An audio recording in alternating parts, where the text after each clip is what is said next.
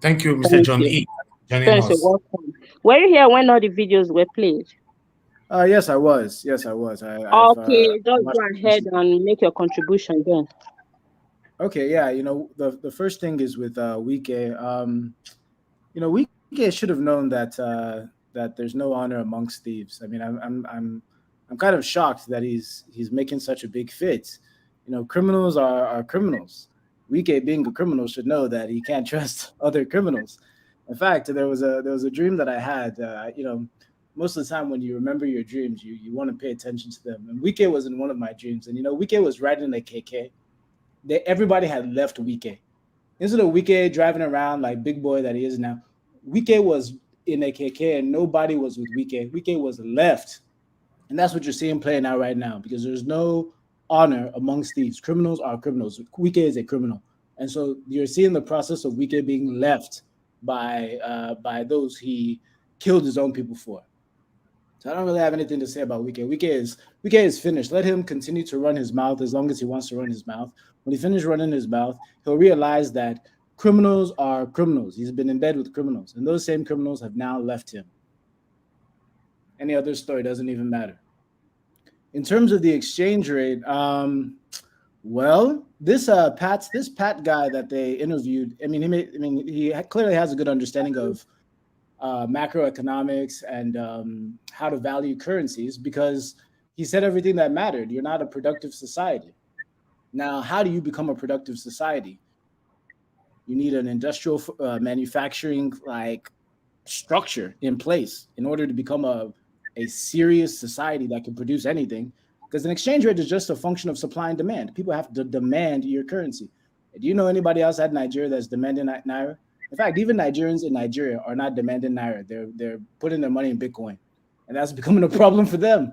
So I don't understand how anybody who's seeing naira continue to plummet is surprised. In fact, the advice that I would give to people is get out of the naira because in order for the naira to start to appreciate in value relative to other currencies, the things that actually need to happen are, this it's a long list. It's a long list, though. It's not a small thing to just start appreciating your currency. Now, and he did make a point that a weaker currency, if you're exporting, could make your exports more appealing.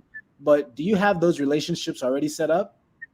It takes a lot in order to set up relations where you're exporting seriously either manufactured goods or agriculture. And recently, they even banned Nigeria from exporting agriculture because they don't pass the quality test. So the basic quality test that people actually want to see that have been done with your, vegetables and stuff before you export it to their country, Nigeria doesn't even pass that test. So they're going to go in just because now it's better because Naira is cheaper. They're going to throw away all of their deals that they've already made and start importing the stuff that they know is poisoned from Nigeria. That's not going to happen. So that exchange rate, Naira is going to continue to crash. I knew that Naira was going to be 700 by the end of this year, and I'm surprised if it's not more than 1,000 by next April. That's based on valuations, not based on just my belief in whatever mumbo jumbo anybody will tell you. It's based on actual valuations because you can value currencies. And Naira is not one of those currencies that's going to survive. In terms of the subsidy, it's kind of caught between a rock and a hard place. Nigerians can't afford the fuel, and you can't take away the subsidies and increase the cost.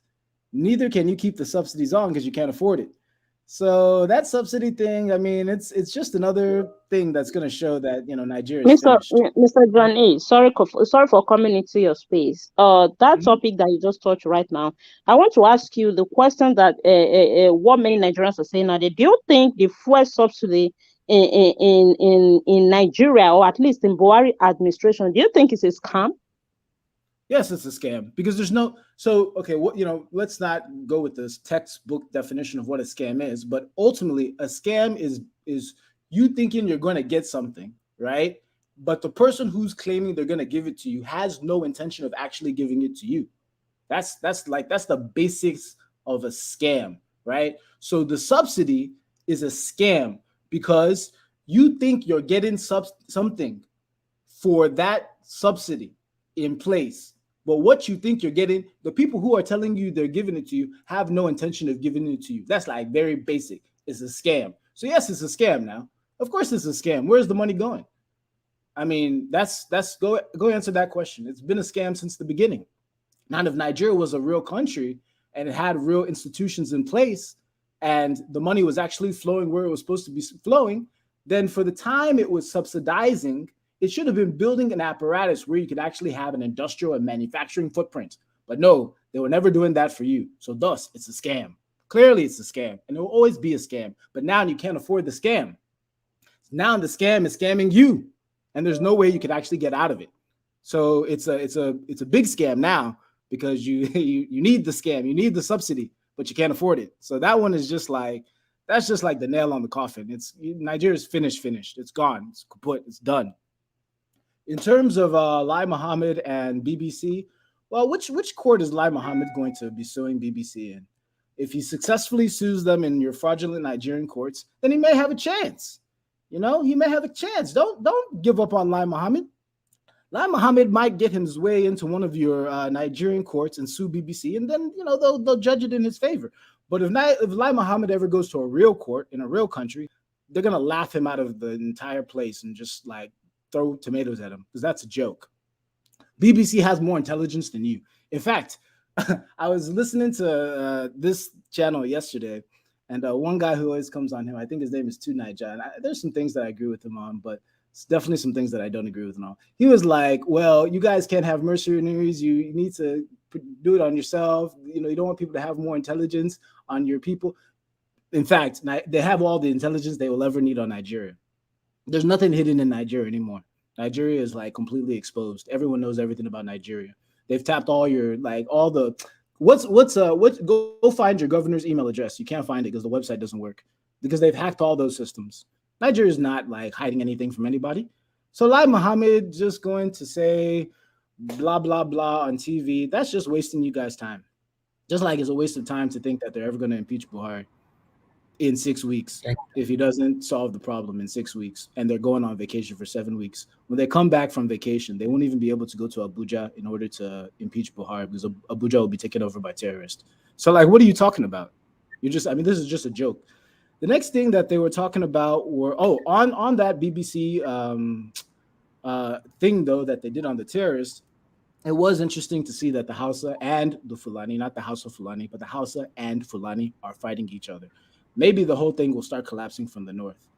I think that's the main thing, other than just to make sure, while we're being hopeful and praying for a soft landing and a peaceful divide and, whatever, make sure you have non-perishable foods. Very, very important, because what happened in Venezuela and what happened to all the other countries in the world that thought they can defy mathematics, because there's real engines that maintain a country, and those things have completely collapsed in Nigeria. So we can't just say like we hope it's going to work. We have to be prepared. And so make sure we have foods. If you're in Naira, make sure you have an exit strategy for your Naira. But at the same time, we need to be hopeful. Was there anything else? No, not for now. We'll come back to you because I'm going to go around again. Just thank you so much, Mr. John. You're always dishing out advice on Nigerians to go and store food, but we actually hope the situation will not get to that extent of them stealing food and stealing. Me too. I'm hoping. I'm just saying. I'm hoping. I'm just saying. Thank you so much. Thank you so much. I really appreciate you for joining us this evening. So before I move to the next panelist, I want to appreciate the Samaritan Foundation. Thank you so much for your super sticker. We appreciate your support. God bless you. God bless you. God bless you. So every other person there watching us right now, the dollar sign is right at the right-hand side of the comment section. You can use it to support the platform, support us so we keep going, we keep doing what we're doing here. And if you like what we're doing, please click on the like button, share so that more people can join us and lend their voice together with us so that our message can go to authorities, go to more people out there. You never can tell who your voice, who your communication, who your discussion can touch, and how things can just change. Just keep sharing, keep liking, and if you cannot support us with the dollar sign, some people were talking about that the other time. There is an account number that is placed on the comment section there. Nothing is too small. Help us with anything. that you can to keep the ministry moving. Thank you all so much, the people in the comment section. We appreciate you. We don't take you for granted. God bless you all. I'm going straight to Mr. Alex right now. Mr. Alex, can you hear me? Please hold on this side. Yeah, I can hear you. Can you hear me, ma? Yes, good evening, Mr. Alex, all the way from Nigeria. Thanks for joining us this evening. We appreciate you always. So, did you hear about the? Were you here when we play all the videos that Yes, were played earlier? Okay. Yes, I saw the videos. Absolutely brilliant. But before I go into those videos, I would like to ask you a question about what I was talking with you on air the other last time I was with you on the panel about the girl that was killed in Edo State. Any development concerning that? As usual, the matter has been swept under the carpet. As usual, it's the matter only exists in the heart of those who truly love humanity like us, me and you. Unfortunately, no one comments from Edo State government. That will show you the heartlessness of politicians in Edo State just now. There's no comment either in the print media. There's no visit to the family. There's nothing. That will show you to let you know the kind of human beings politicians can be. So for me, I say it as it is. I weep for my nation. I weep for my state. If the nation is on fire, at least you have a governor that is helping you to carry firefighters to quench the fire in your own region. You will boast to your friends in other states that my governor and his team, they are trying their best, so it's not their fault. It's a national problem. But so far, so bad, I would say. There is no, the body language is that of complacence. It's that of I don't care attitude. It's that of I'm fixing road. So there's no comment in a nutshell from the government. Thank you so much for that information. I was actually worried personally. I searched for it. I couldn't find anything concerning that online. I'm just asking because you are on ground. So there is a question I want to ask you for you to kickstart. I know maybe you must have carried maybe a particular video on mind to start your contribution. But being you have always told us of your educational background on politics as a person that studied political science. I want to ask you this issue that is happening in Nigeria right now. Like this information we had, the video we played about people that working at snack ballot box in Ijesha in Nigeria today. What do you think we can do? Because this is a call for concern. In the social media today, many people are complaining, people are frustrated, some people are even losing hope if the election we hold.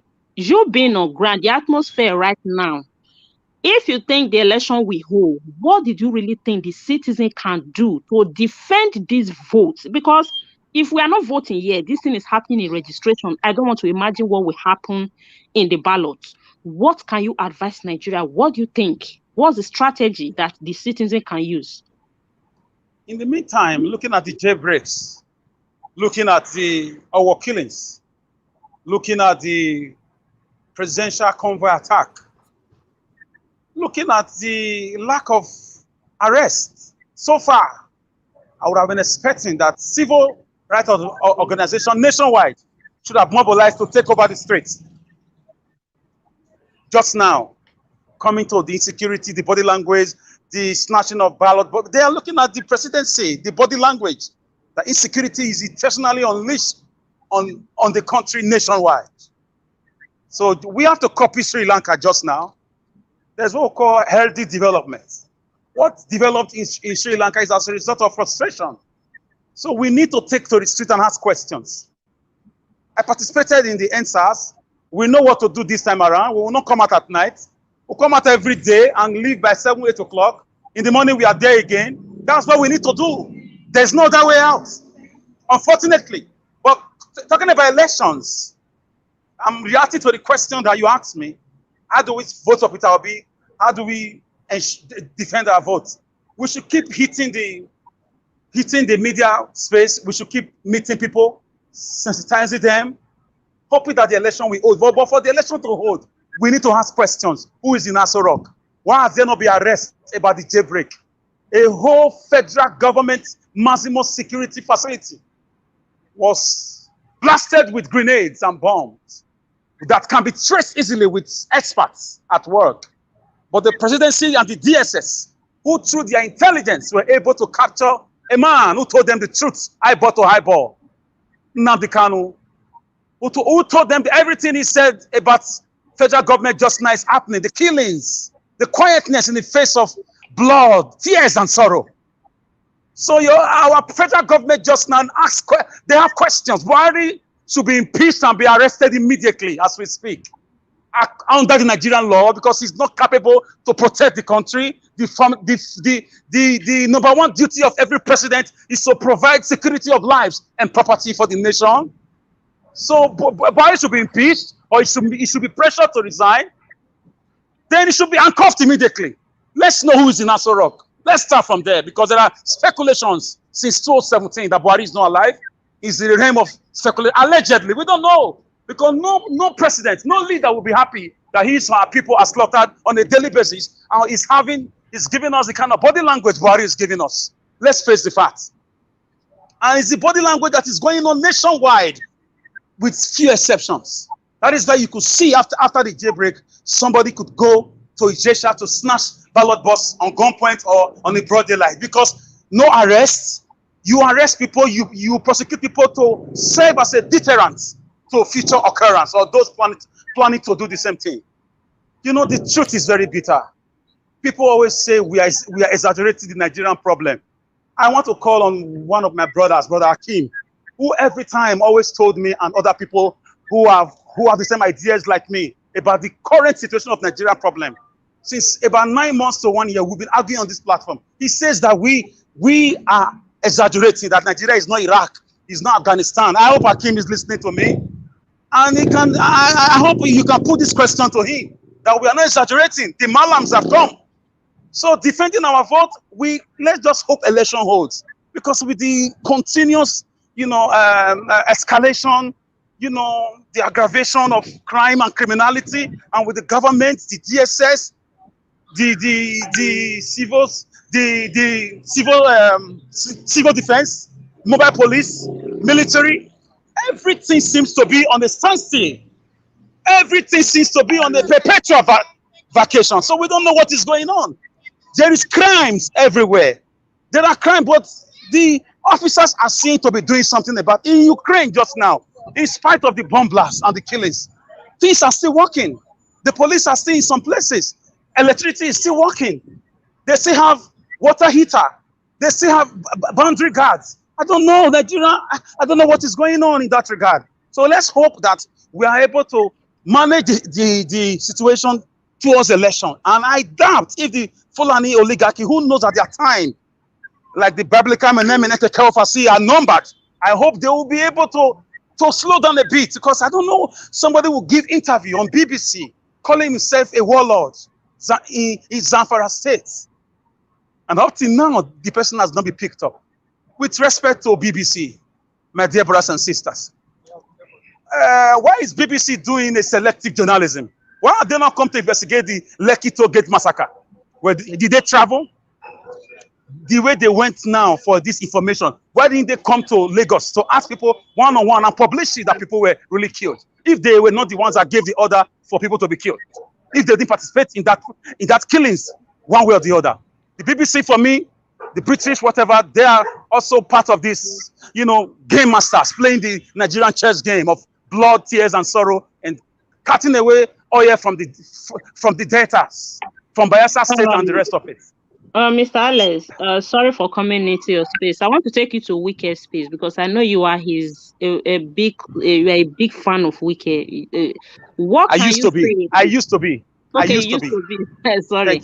So, what can you say about what is happening between Wike and the PDP and Atiku right now? The interview that Wike came out to grant, and he also told us that he will come again to explain to Nigerians in detail. So, what can you say about what is happening there? Wike is a criminal. The guy earned my respect in terms of insecurity and standing up to the corrupt federal government. Somebody said he's also a thief. Yes, he's a criminal. I give him his respect where he earned my respect. You don't force respect out of people. You have to earn it. Wike earned my respect in certain areas. He defeated the federal government in courts with the VAT situation. He sent them back with the coronavirus matter when white men were sent into his states. And also, Wike went to the bunkers. But for me, I was disappointed in him. I saw the real Wike during the primaries, giving out dollars to delegates. Come on, he lost my respect. I don't support dirty people. As far as I'm concerned, he's one of the thieves. So for me, but we need every hand to be on deck now. If we will cross over to the Labour Party just now, we will welcome him. Take it or leave it. He is a very important political figure just now in Nigeria. You may not know he has a massive followership, massively, especially in the Niger Delta and in some part of the north. He already bought his way.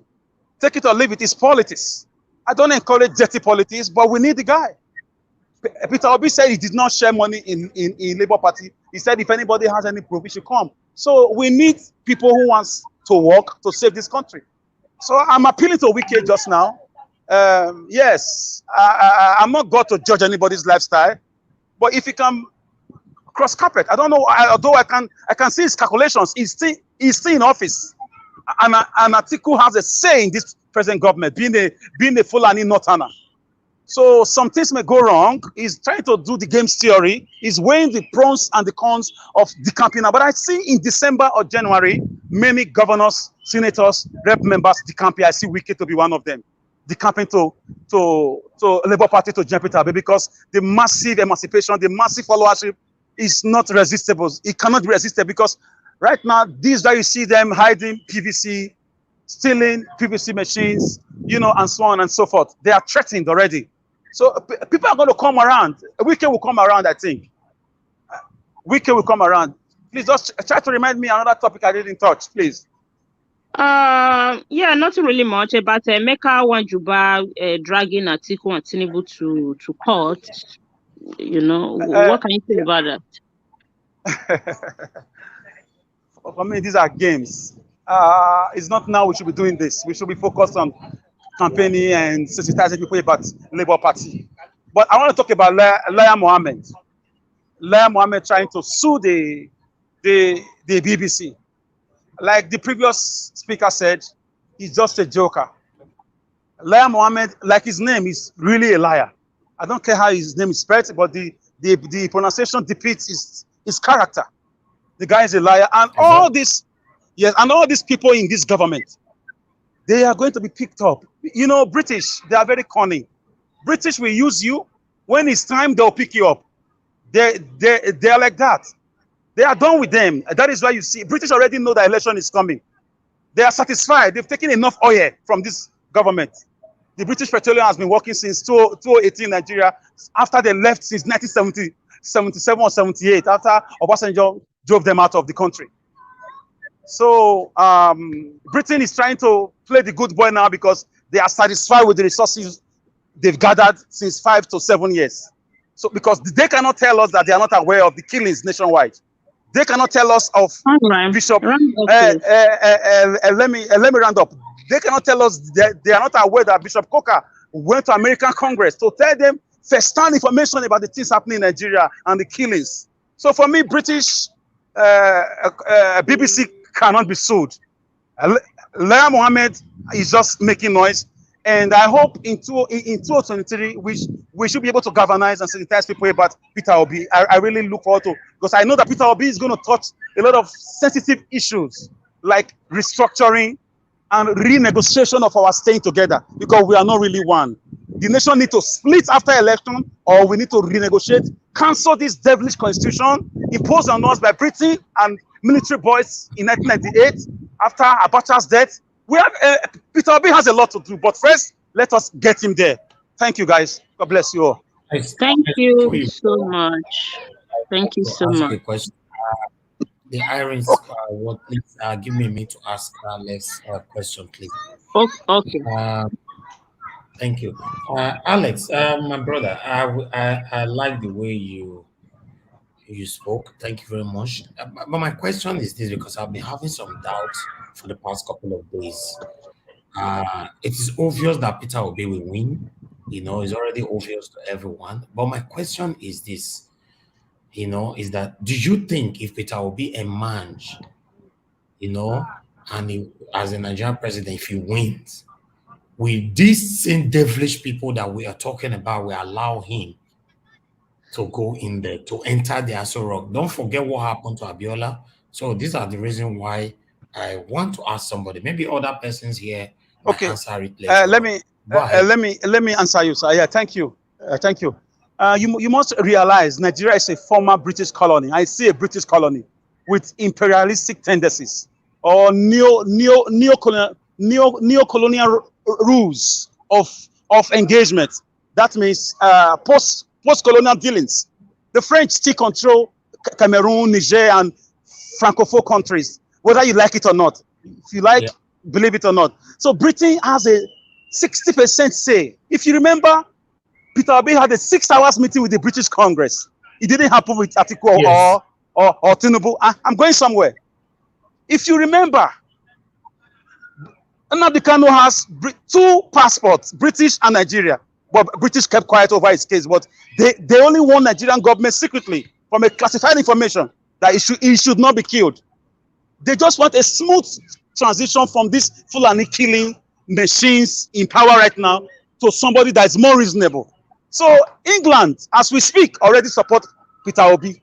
And when England is backing you up, they are going to put a lot of things, in place, like fixing people, election observers. Abiola's case was a different case. Abiola had a lot of skeleton in his cupboard. Abiola could not tell us, go and verify like Peter Obi is saying. And Abiola's case, Nigeria was not this bad. The killings were not there. Abiola he was riding on the military boys. He was riding on the tigers. He was sponsoring nearly all the military coups were sponsored by Abiola. Because Abiola was giving them money. He stole a lot of money. He was indicted in America for drug charges. America did not want him to be president. So they only know how the guy was taken out. So Peter Obi grew up, he spent a lot of time in England. And his file is still clinking now. He already had £1 million from legitimate business in England before he became a governor.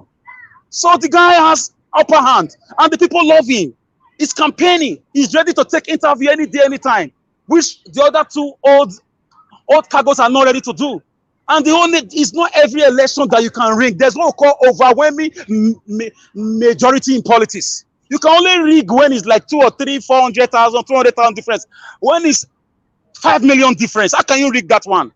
When it's so glaring, people will take to street again, and they will do it in a very different way this time. So, Mr. Elvis, relax your mind. When your time is up, is up. These guys have done enough damages. Their time is up already. Thank you. The forces against them is too much. Thank you, Mr. Alex. Over to you, Iris Finance. Thank you very much for the opportunity. Thank you, Mr. Alex. I noticed some other people want to answer the question, but before I come to you, don't forget that there are people here that have not speak. But let me just recognize Engineer Ken. I see you, Mr. Bright Asemota. I see you. I will come back to you in a short time. So let me go to the next panelist, and for the people in the comment section, please keep supporting us, keep hitting on the like button and share, and use the $sign. Thank you so much. I'm moving straight to Mr. Collins. Mr. Collins, can you hear me? Yes, of course. Good morning. Yeah, good evening from here. I don't know if you have been here when we played all the videos. Yeah, I listened to some, but I didn't get it from the beginning, so I listened to some. Okay, just contribute with the one you heard. If there is anything more, you let me know, then I make a recap for you. Go ahead.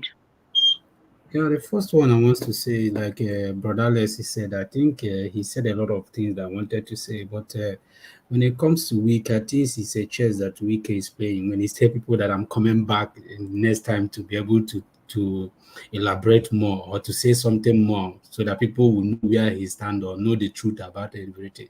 The reason why Wike extended that time because he's waiting for people to come and talk to him, because at the end of the day, that is politics. He's not talking, he's not going to say anything, and nothing happened. So he just want to put some people like so that people will come and talk to him and say, okay, at the end of the week, he will not come back and say anything. It's just a politics that he's playing with people. And if anybody is maybe falling for that trap, I don't believe it. Those are politics. So he's trying to like say, because if you want to say something, you just say something. So for you to drop something and say, okay, Nigeria, give me another 3 months, I will come back and say something. He's just playing chess. He's just fooling people. So for me, I don't believe in that crap, and I never listen to. I don't believe in whatever politician says. It's just that what baffles me is that at this age, some Nigerians are still buying in what politicians are saying because they are using the same language they've been using for past 60 something years, and people are still falling for it. What is the language that politicians keep using? Telling you, I'll give you right, I'll provide road, I'll good. We'll be hearing these things. Those are not the things that we need in Nigeria. We need somebody to come and say something different. The reason people are queuing for Peter Obi, not that Peter Obi is not the same politician that we know. It's just that he has something different that he's trying to, as he's bringing something different that people are not bringing before. So that is why you see people queuing for Peter Obi, because we are tired of hearing the same story. You know, when people keep feeding you with the same food, at a time you get bored of eating that food. So you want to maybe try another food. And that is what Peter Obi is holding on. And that is why people are listening to him, because he's feeding people with different food, not the same food that we've been hearing before. So he's trying to like drive his narrative to another place so that people can be okay. Let me think out of the box. Let me listen. So this guy is bringing something new. He's telling us that he's not coming to, maybe he's coming to bring something different in another angle. That is why people are queuing for Peter Obi. But the day he stops saying that thing that people are queuing for, everybody will just leave, because he says something that people want to listen. Because there is no how when he says something that people will not listen, they will not listen to you. That's Nigeria for you. But if people are still falling in this old trap that Wike and these people are playing, I don't believe in that. For me, for a long time, the day I stopped listening for politicians, that was after Confab 2014, when everything Jonathan spent all the whole Nigeria resources. At the end of the day, Jonathan couldn't implement something that didn't even need. You don't even need an hour for you, because you saw everything. You did the review in everything. Jonathan couldn't even implement that. That is when I able to lose my trust when it comes to politicians, because if Jonathan could have implemented that, by now Nigeria could have been another version. And another thing I want to say, I think it's time for Yorubas to start waking up from these they're playing games, because they've been doing this thing for a long time. I'm just saying my mind, because when you keep doing the same thing and at the end of the day, people are paying for it. Today in Nigeria, with this situation we are, they are the people who brought this, as in this calamity, to Nigerians. Say Baba, say Baba, say Baba. That was the motto in when it comes to the Yorubas as in 2015, Tinubu and these people. So they keep saying, say Baba, say Baba. Now, say Baba, even most of them can't even say that, say Baba again. And they are dancing that tune again to say this Agbado or something in that nature. Now, they are doing the same thing again. So I think it's time for people to wake up from this share, most times they say that maybe the Igbos don't know how to play politics. We don't know how to play politics because we are not politicians. We tell people how things is. We don't believe maybe you are from Igbo because you are from Igbo, I should vote for you. That what gives you that input. I shouldn't vote for you. You have to give me something that will make me to vote for you. So that is why we are not good in politics, because if we start playing politics the way people play politics, maybe we could have done more better. But because we don't play politics, we play politics what we see. Tell us what you can be able to do. Then we are going to vote for you. But if you don't give us something, nobody, even if you're from my village, even in lines to even the community, we go to the eastern region today, we don't listen to king. Other people respect their king. We don't respect our king because we believe whatever king you are is in your house. So you can't be telling me what I'm going to do. But when you go to other part of Nigeria, then even sometimes they leak the toll of their king. But we don't do that. So that's been our culture. So you must give me something for me to believe in you. Then and this I keep telling people they should wake up for what ask your if you are Tinubu supporters, ask yourself question. Do your research. Ask this young man, as in this old man, something. What are you bringing? This is the same Tinubu who have been in the system. You have been in the system and you know everything. Even the Lagos, they claim that Tinubu did something. I keep asking myself, I think Lagos is the biggest city as anyone can dream of. The money that Lagos generates is even more than the whole as in country generate. But people are not saying anything about it. And the worst part of it is that when it comes to Nigeria, we feel like we know everything. And the people that keep making mistakes is those people that claim they knows everything. The professors in Nigeria, the PhDs in Nigeria, the masters in Nigeria, the BScs in Nigeria, they are the people making mistakes. Simple example, look at that Lekki toll gate. A lot of people know what toll gate is. Every Nigerian know what toll gate is, but nobody is going to say anything about that toll gate in Nigeria, and people are making use of it. And trust me, that toll gate will stay in Nigeria for more than 100 years, and nobody's going to say anything. Even the learned people will still using it. They can't even question it because we know in Western area, we know why toll gate are being built. Those are roads built by individuals or companies or organizations. They want to recruit their money. Are you telling me that since that toll gate have been in Nigeria, they haven't recruited their money? But you see some people who can, a lot of people that make use of that toll gate are very learned people, but they can't ask questions. And that is the difficult thing when it comes to Nigeria, because they don't ask questions. And when you try to say something, you will see Nigeria kicking against you because they hate when you say them the truth. The problem today, people said because they don't want to listen to what Nnamdi Kanu said, is because they will tell you, say, we don't like the way he put the message. Nnamdi Kanu is not a politician. So if you are waiting for him to come and pamper you or tell you something or bet you are wasting your time. The reason people listen to Trump today, because Trump is not a politician. He said it how he see it, and people like raw message. They want to listen to that raw message, and sometimes some people don't like raw message. They want you to edit it, because when you edit it and give it to them, they will accept it. But when you give it to them raw, they don't want it. They will try to say, hey, he's saying something, he's using another language, you are insulting me. Who is insulting you? People are insulting you today in Nigeria, and you are still suffering about it. Mr. Yes. Collins, what can you say about the snatching of PVC machine? That is where I'm coming now, because those are the same people dancing in that Tinubu. They are the people who are snapping that, going to steal a PVC. That shows you how the level, and that's why I'm pointing out that Yorubas are still making that mistake they're making, because it's happening there.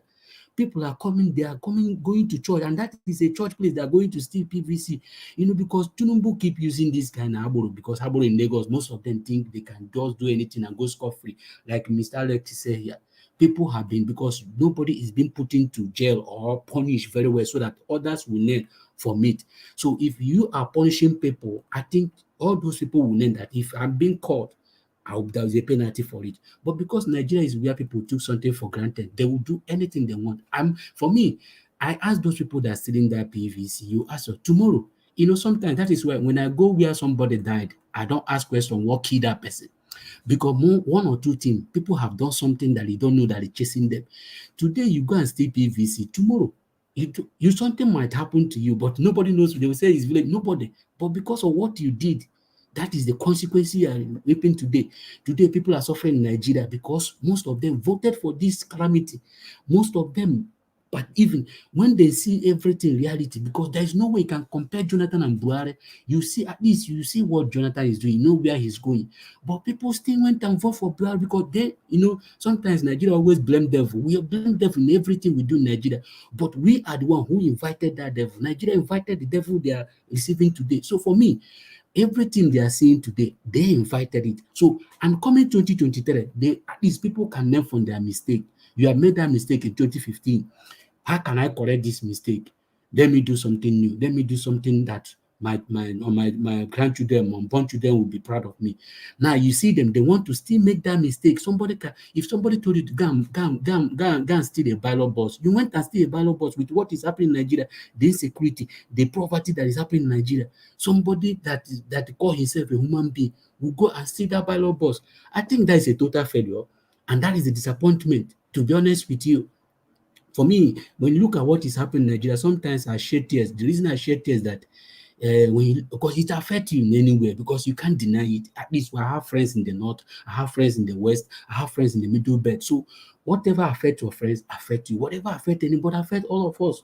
So all I'm saying that Nigeria should wake up. We shouldn't make mistake we make in 2015. And I keep telling people this 2023 election is a different election that will change the destinies of a lot of people. Whatever you do in 2023 will come back and haunt you 8 years, and will come back and haunt even 12 years.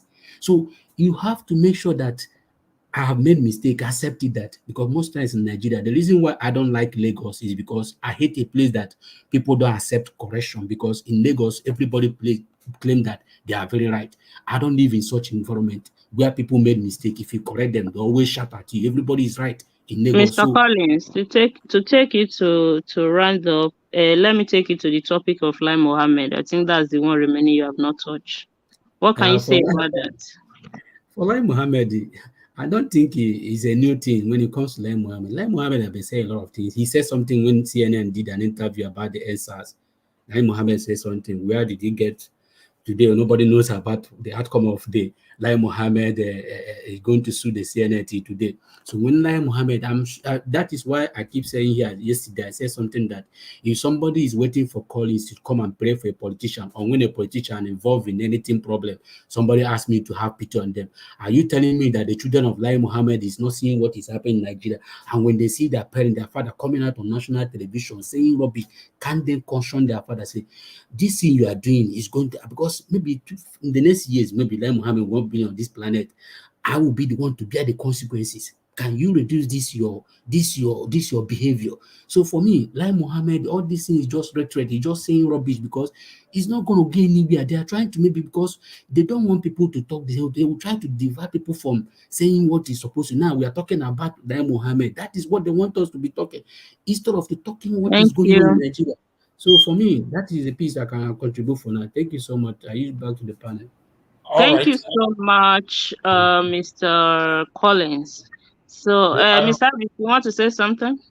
Yes, please, if you can give me a minute, because I would like to showcase a video where a Nigerian soldier is actually saying that they are tired of killing themselves because the Nigerian government are using them for political gain. I would like us to watch this video right here. Thank you, everyone. Thank you. They are playing politics with people's lives. They don't want into this ground. With that ammo, with that ammunition. We have to cop this very particular area within a tinkle of a second. I know what Kandavos can do. Good or fine. I know what Kandavos can do. Good to go. How many parties are inside this booth? Good to go. Playing politics. They are playing politics with people. Big men are eating money at the pub there. Saying that we should not even do that we should not go after them. That is for me. Okay. This is the full information for you people. Thank you, thank you, thank you. Thank you. Thank you. You spoke well. Yes. Yes, I will appreciate you. Yes. Big time. I'm not a coward either. God will reward you. I've been fighting my mate for more than 7 months now. Yes. Amen. All right. We also have another video where the same Governor Wike previously talked about the insecurity that is currently eating everyone up in Nigeria. I would like us to listen to this video here. Please, if you're watching us right now, help us to share this broadcast. We will appreciate that. Like the broadcast as well. God bless you all. There are people declaring for APC, saying that they want to continue the good job of Mr. President, the good job of people dying every day, the good job of Naira falling every day. I feel so ashamed that we have gotten to the level where sacrificing, people will come and say, look, I want to continue the good job of Buhari. What is the good job of Buhari? Of hunger is a good job. Of poverty is a good job. Of insecurity is a good job. Of the economy falling is a good job. It's such a shameful thing. I can't believe that somebody will come out in today's Nigeria and say, I want to continue where Mr. Buhari has stopped. May God forgive. May God never allow that people to continue to. Amen. Amen. We don't want people like that. Okay. I'll hand over back to you again. Ms. Finance, thank you very much for your time. Thank you so much, Mr. Evans. Wike will not kill me. We bad them. Actually, they will not continue. In fact, God will forgive them for saying that. What kind of people that, honestly, I don't know if these people don't have conscience anymore, because sometimes when they open their mouth to say that, I want to continue from where he says excellency will stop. Really? In fact, let me just go straight to Mr. Chuks, is the next person. Mr. Chuks, can you hear me? Yeah, good evening. Yeah, good evening. Have you been following? Yeah. Okay, just go ahead and make your contribution. Okay, thank you for giving me this opportunity once again. Good evening, everyone, the viewers and the panelists. I want to start with Wike.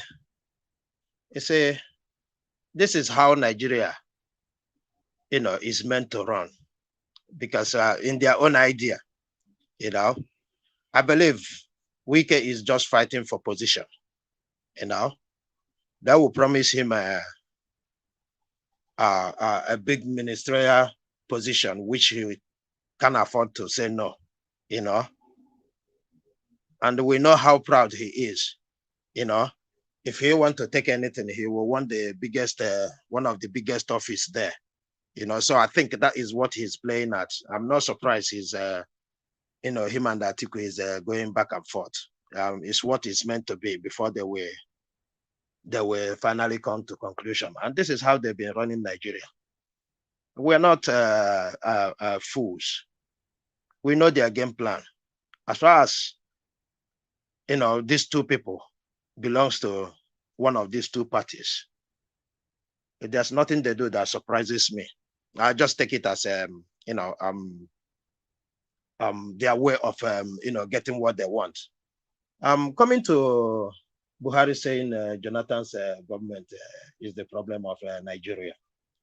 Mr. Chus, I want to ask you something. Due to how you just define Wike, now the Nigerians are clamoring, saying that they want to vote candidates, not party. Did you think if Wike should be in another party that is not APC and PDP, what will you think about him? Well, yeah, that's a good point you made. If he comes out today on a clean party, I think what we knew about him, can convince Nigerians. He's a fighter. He's one who, fight every cause he believes on to its logical conclusion. So I believe if he comes out today for any position from another platform other than these two platforms, I think he could be trusted. No doubt about that. So coming to, the Buhari saying Jonathan is part of, is caused the problems. Well, I think there's some matter of truth there, in the sense that if Jonathan would have, implement the 2014 confirm, I don't think we would have been in this mess. I think we would have, there will be a fight, but at least you will see where you can hold to fight, because I think many things would have changed, it won't be business as usual. So in that sense, I believe he contributed to that, including this economy, because if he had devolved power to regions, to states, I don't think we will be in this mess. I might be wrong, but this is my own opinion, and I'm very strong about it. Because, each time when I think how we got to this place, I wonder, I wonder. So that's my conclusion on that. Which other one again? The issue of snatching of the PVC machine in Judicial today. You see, a fella said it all. He said that is their regular ways of doing things, their regular treatment of things. We all remember 2019 election, what happened. Certain areas was stopped to vote. There was riot in order for people not to be able to vote. It happened recently when they attempted to register in I think is it First Stack, right? So it is not surprising what is going on. And I say INEC will determine what happens in this election. I still believe it. And if you ask me to judge them, I have my doubts that they can live up to expectations. Because, I mean, people are, you said the 31st is the end day for this, and people are struggling to get this done. Then you are there snatching the registration machine. So it tells us a lot about how this election is going to happen. There is going to be real violence, especially in this I mean, especially in Lagos, because the master of Lagos is in contention. So it's going to be very, very difficult. And, you know, why I'm saying this is, I don't know how you know, people can hold INEC, you know, to account before the election, because with the way things are going now, the election, I don't trust them, you know. I mean, even in Europe and America, they rig election. The only difference is there's no impunity. I remember when Trump wanted to rig last election by refusing to provide money for postal services, so that they will be short of staff. Those votes won't arrive on time. So this is the thing that worries me about INEC. And in as much as we're speaking and sensitizing people about you know, getting their PVCs and you know, getting ready to vote, we should be also, you know, be aware that, you know, INEC is a job to be done too, because the way they're going, they can say anything where they know the targets are. They can do anything to disrupt it. I'm not, you know, doubting the genuineness of how many votes to be counted or to be voted. Because Mr. Chus, yeah, of course, we know that INEC is going to play a vital role in this 2023. But in the case of this snatching of this PVC machine, I think this is a case of insecurity here. My question is, with the video that was just played now, a soldier exposing the government, talking about not giving them order to go after the bandit.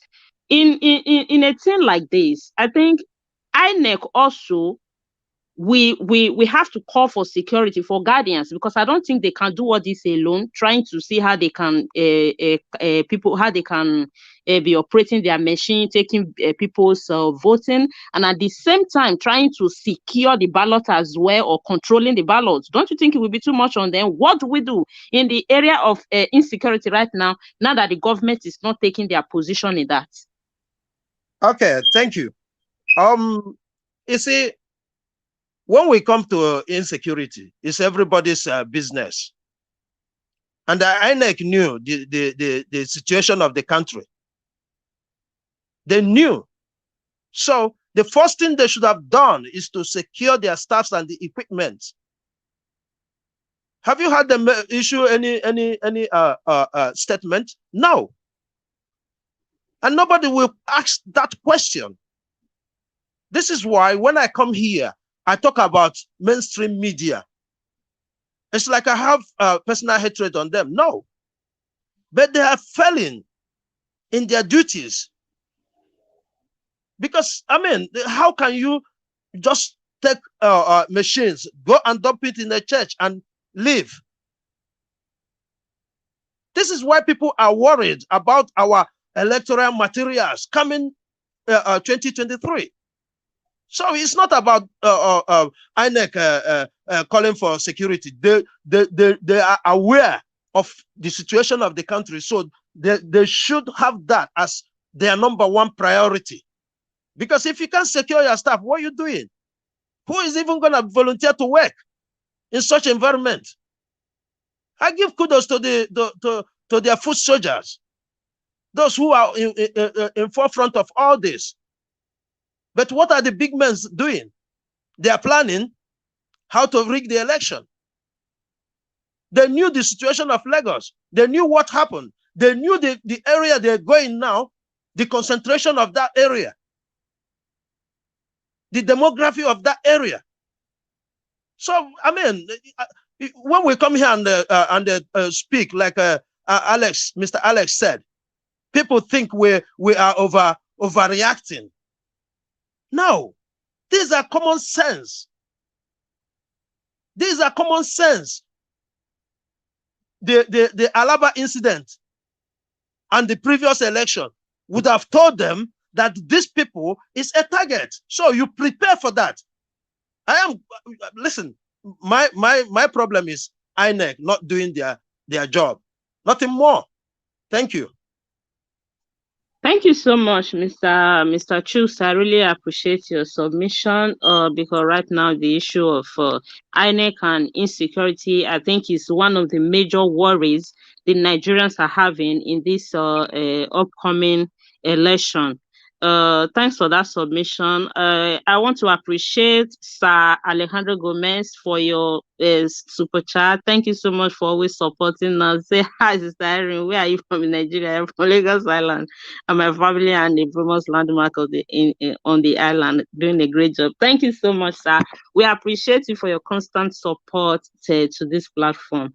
God bless you. Thank you, sir. I'll be going straight to I'll be going straight to the next panelist, which is the person of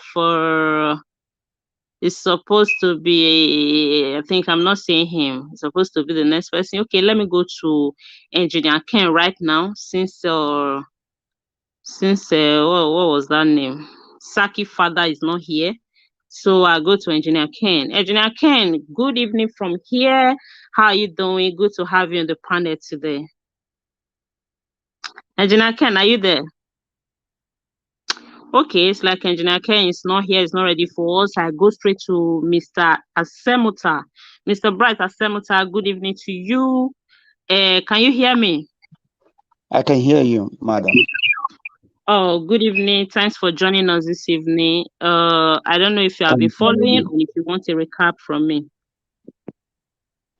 I've been following in a bit, but I won't need a recap. If there's anything I'm not touching, you could just rephrase by asking questions like you did to the other panelists. I will try. All right, just okay, just go ahead and make your contribution. Thank you for joining. Thank you for having me, and thank you for having me, Naija. Good evening to my fellow panelists and to the commenters we have in this program today. Where do I start from? Where do I start from? Well, a lot of contributions have been made, and it was all have been well understood, and we are trying to do our best here. But I and my family, I will start from that. We are obedient. Is the only person we have in the picture of these politicians in the next presidential election that is of interest to the general public. But I'm kind of scared. I'm kind of scared in the sense that Nigeria is not prepared yet for Peter Obi. That's the truth. We might have him at heart as our Messiah to save us from these cabals, but our country is not ready to have him. Because before you start building a house, you have to have a good foundation, especially when you are going to build a tall building on that land. And as populous as Nigeria is, we need to upgrade, or we need to upgrade our game in Africa. So we have bigger plans, and Peter Obi is coming with those big plans. But is the land solid to take somebody like Peter Obi to put him in that realm of governing? I would say no, because Nigeria has given us in these past few months or years the characteristics of a failed state. We have, if there were other, scores that you have after F9, when you write on results of positions, I think Nigeria have got more lesser than F9, because a country where all the major institutions that's supposed to guide the government of the day is not existent, then the country is a failed state. A country whereby, for example, you have the governor of the central bank, who is supposed to be independent, is belonging to a particular party, which is the party who is ruling, and the governor is able to come out with 100 million to buy a presidential form. That tells everybody that we are gone. It doesn't happen anywhere in the world. Those are institutions that have to stand on their own and make sure they check the government of the day if they are ordered according to their policies that binds the both of them together. But in Nigeria, it's only in Nigeria you find that a ruling party is ruling all the institutions. The institutions are not independent to start their ground to checkmate the government of the day. No, it is the government that gives them what they are supposed to do. Take the instance of the INEC. The INEC cannot tell, if they can tell other people, they cannot tell me that they are not affiliated with the ruling party. All this they show to us is just kind of, they want the international body to see it as if they are independent. They are not independent. We know this. They are not independent. The issue of registry machines being snatched, like you said previously, the INEC is not going to do anything about it. Nobody is going to be brought to book because the system, the institution belongs to the ruling party. If another ruling party enters, it controls the INEC, as well as controlling the central bank and other institutions that are vital for the people. So a system like that is already a failed state. Nothing works. So it already sent a red flag in the upcoming election that if we decide to vote for the people's choice, but the power, the institutions that are supposed to guide the person coming in are not ready to accommodate that person, they will never allow him to get there. Because if at the end we vote for Peter Obi and he's coming in, and the unrest in Nigeria increases, are we going to have a Nigeria for him to come and be a president for? There's not going to be Nigeria. Mr. Bright, yeah. Mr. Bright, are you speaking from Nigeria? No, I live in Europe. Okay. Why do you think Nigeria is not ready for what Peter Obi have to offer, or they are not ready for Peter Obi? Okay. Let me take us back a bit to history. Or let me use two persons as an example. Because with the movement on ground right now, many Nigerians actually need this man. So I don't think if they are ready for him, they will be clamoring this much for him. I understand what you are going. I quite understand. Every Nigerian wants Peter Obi. But what I'm trying to let us know, we should have a plan B.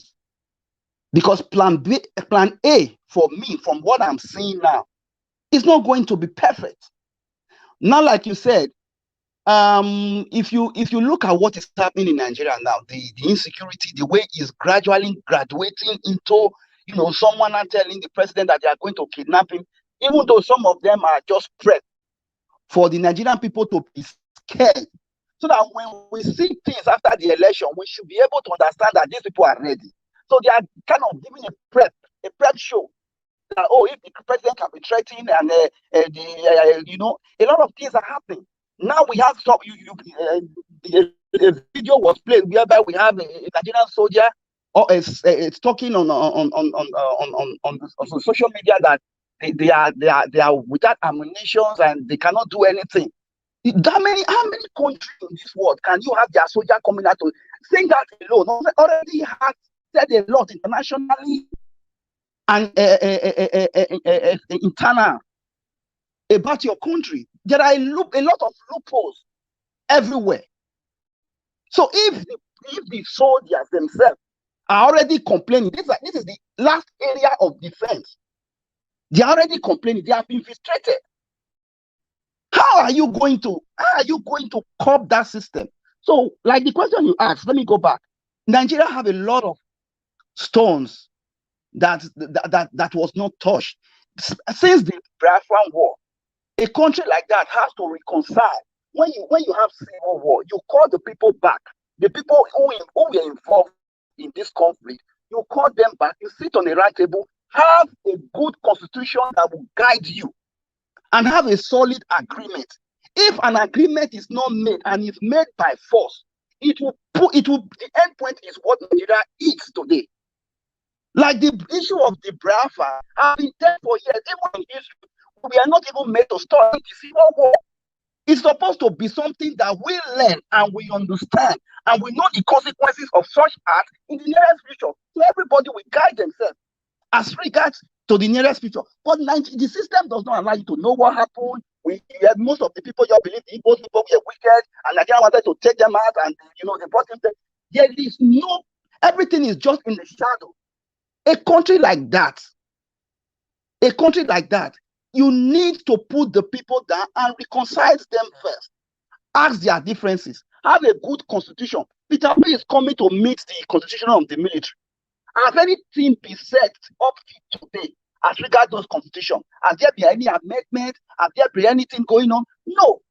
Take, for instance, the issue of the Carter General that was built with 5 billion naira, like I heard. And the judiciary system, we are able to set him bail at that price. Is it not enough for the judiciary system to ask him how much is his salary to even get a bail? But they didn't ask because the country is expensive. Nobody asked questions. But do you think Peter Obi will get there according to Mr. Ivy's question before? Peter Obi is a 50-50 chance. It's a 50-50 chance. It's a 50-50 chance in the sense that the cabal, you see, we are talking now. We are having a prep. We're trying to get people informed about, Peter Obi, get your PVC, and the cabals are doing their work. They are not sleeping, because you cannot expect somebody who is getting like 2.something billion naira monthly from corruption. Then one day he will just sit down at home. That money is not coming. He will do everything, whatever it takes, to make sure his system continues. So these cabals, they are there. They are looking. That is why all these little things are coming. These threats to the presidency, a lot of things are coming up. So that people will, like, when we see the meeting, we will be more scared that these people are in charge. Then we can run into our holes. Because they tried us in answers, nobody could do anything. They tried the Owo massacre, till now nobody is saying anything. They kidnapped people in the Kaduna to Abuja way, nobody is saying anything. They said they did the Kuje prison issue, nobody is saying anything. A lot of issues, these are all, they are making it, they are doing their try. They are doing their trial, so that when the election, if at the end of the day, we get somebody like Peter Obi, and we start seeing some certain things that we have not seen before, the people, I don't know if we are going to be able to put ourselves on the street like what happened in Sri Lanka, because there has been circumstances to allow us do that, but we have not been able to speak our mind. We are just looking at the election to be our end point. But if the election fails us, what do we do after that? That is the problem, because it's a 50-50 game. Because the Nigerian system have already showed us that it is going to be war with the cabals. These people will not sleep. Oh, thank you so much, Mr. Bright. It's really frightening. The condition right now is, honestly, when you think deep into all this thing, is terrorizing, actually, because like what you said, let's say 50% or 60% of Nigeria right now, their hope is on this 2023 election that is coming. I just hope we will get it right this time around. Engineer Ken, are you there? Okay, I think Engineer Ken is not here. Let me welcome Mr. Mori, Mr. Hakim. I see both of you right there. Thanks for joining. I see you, Mr. Tiobala. I will come to you straight away since Engineer Ken is not there. Back to my people in the comment section. Thank you so much for keeping with us. Just continue to like the video, continue to share. We appreciate you all for your time with us. We don't take you for granted. Just hit on the like button, share so that this video will go viral. And also support us. The $sign is there. Just support us. When we say $sign, it doesn't mean it take only dollar. You can go with any currency. Support us. Nothing is too small. And if you cannot use the $sign, there is an account number placed on the comment section that you can use, because some people were talking about that. That is why I like to highlight that. Some people don't like to use the $sign. You can also support us with the account number right there. Thank you all so much for staying with us. Now, I will be going to Mr. Hakeem, the one of the people that are just joining us right now. Mr. Hakeem, can you hear me? Mr. Hakeem, can you hear me? I see your mic is on mute. I know you're there. Can you hear me, or are you struggling with your network? Okay, before you rectify your network, let me go to Mr. Omoruye in that case. Mr. Omoruye, good evening. Thanks for joining us. Today is always a delight to have you in the panel. So I don't know if you have been following us, or if you want me to do a recap for you on what we're talking about. Actually, I just joined you right now. I've been in the middle of a program. I actually just joined you a few minutes ago. But earlier in the morning, I saw the caption about Wike and Wike response to Atiku. And that was actually what captivated my attention. If there's anything you need to, let me know. I think I can continue from there. Yeah, we actually have quite a number of things here, but since you already know about that Wike case, here we have a issue where a PVC machine was snatched. Some hoodlum enter into a church today in Ijesha, in the western part of Nigeria. They snatched a PVC machine out of there where people were doing registration. Then another case of Lai Mohammed saying that they are going to sue BBC Africa for the documentary they made on banditry in Zamfara State. Then the president, as usual, faulting Goodluck Jonathan for whatever failure they have in their administration. Then Emeka Wanjuba asking the court to disqualify Atiku and Tinubu to recognize him as the credible presidential candidate of their party. And of course, some soldiers out there saying that they are not giving them order to go after the bandits, that they are playing politics with people's life. So you can start from anyone. Thank you. Thank you very much, my beloved sister. Thank you for your wonderful moderation. My greetings to my fellow panelists, our viewers across the globe. We hold you people in a very high esteem. Without you, we cannot be here. Yeah, you see, nothing is actually new in what you have just enumerated. These are things that are already in public domain. There's no guest saying the fact that they are playing politics with lives and property in Nigeria. I just pray, I think we have prayed enough. It is time for us to begin to think of the next step of action we're going to take. Because if not for God on our side by now, I don't know where Nigeria will be. Lai Mohammed, I don't want to waste my time talking about that liar. He's a propagandist, in the highest order. This was some of the games they played to capture power, only to discover that they were not prepared to really govern the people. Now they have captured the power, whatever plans they had against Jonathan has already boomerang against them. So whether he's through BBC or not, it's none of my business at all.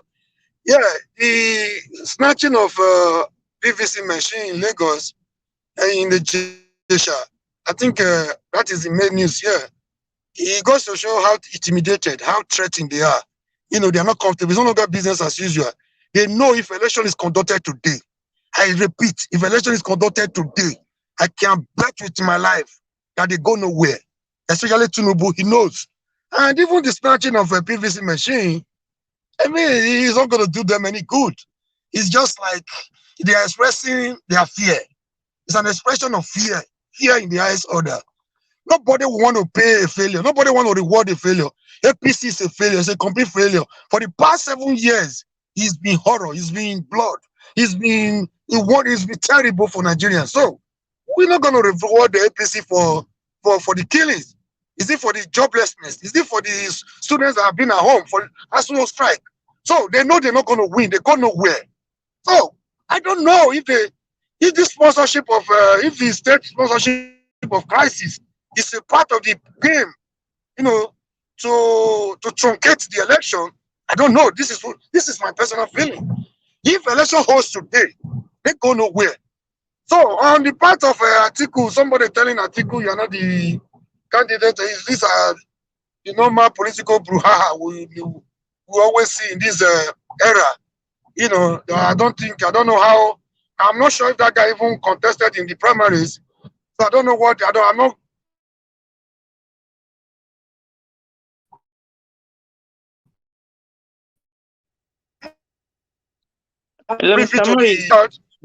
Okay.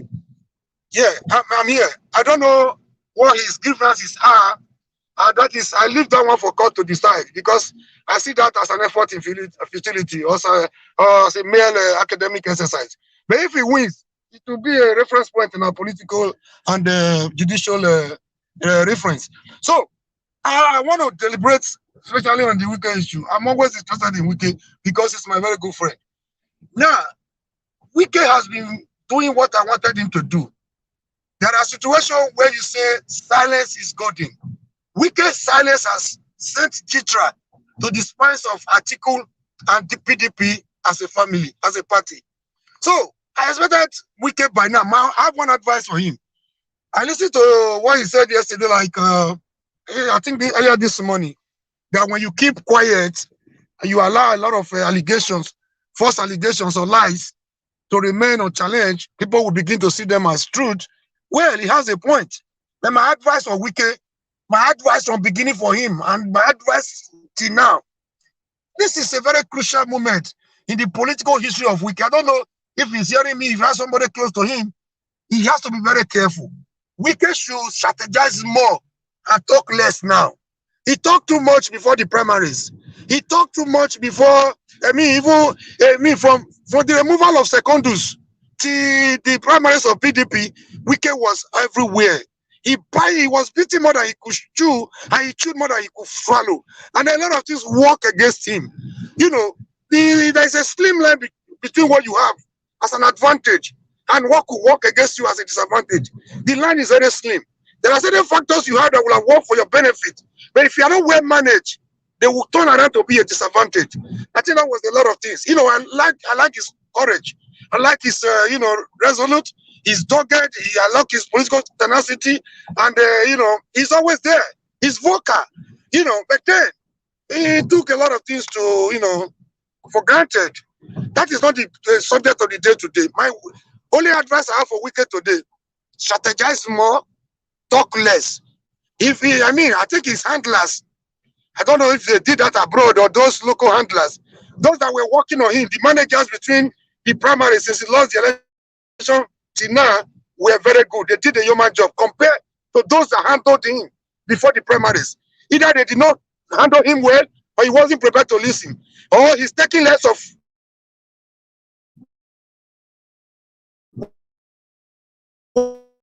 what he has been advising to continue in that regard. There's one thing about leadership. If you are a leader, you don't be predictable. Don't allow people to breastfeed you. When you talk too much, before you strike, your enemies will know your plans.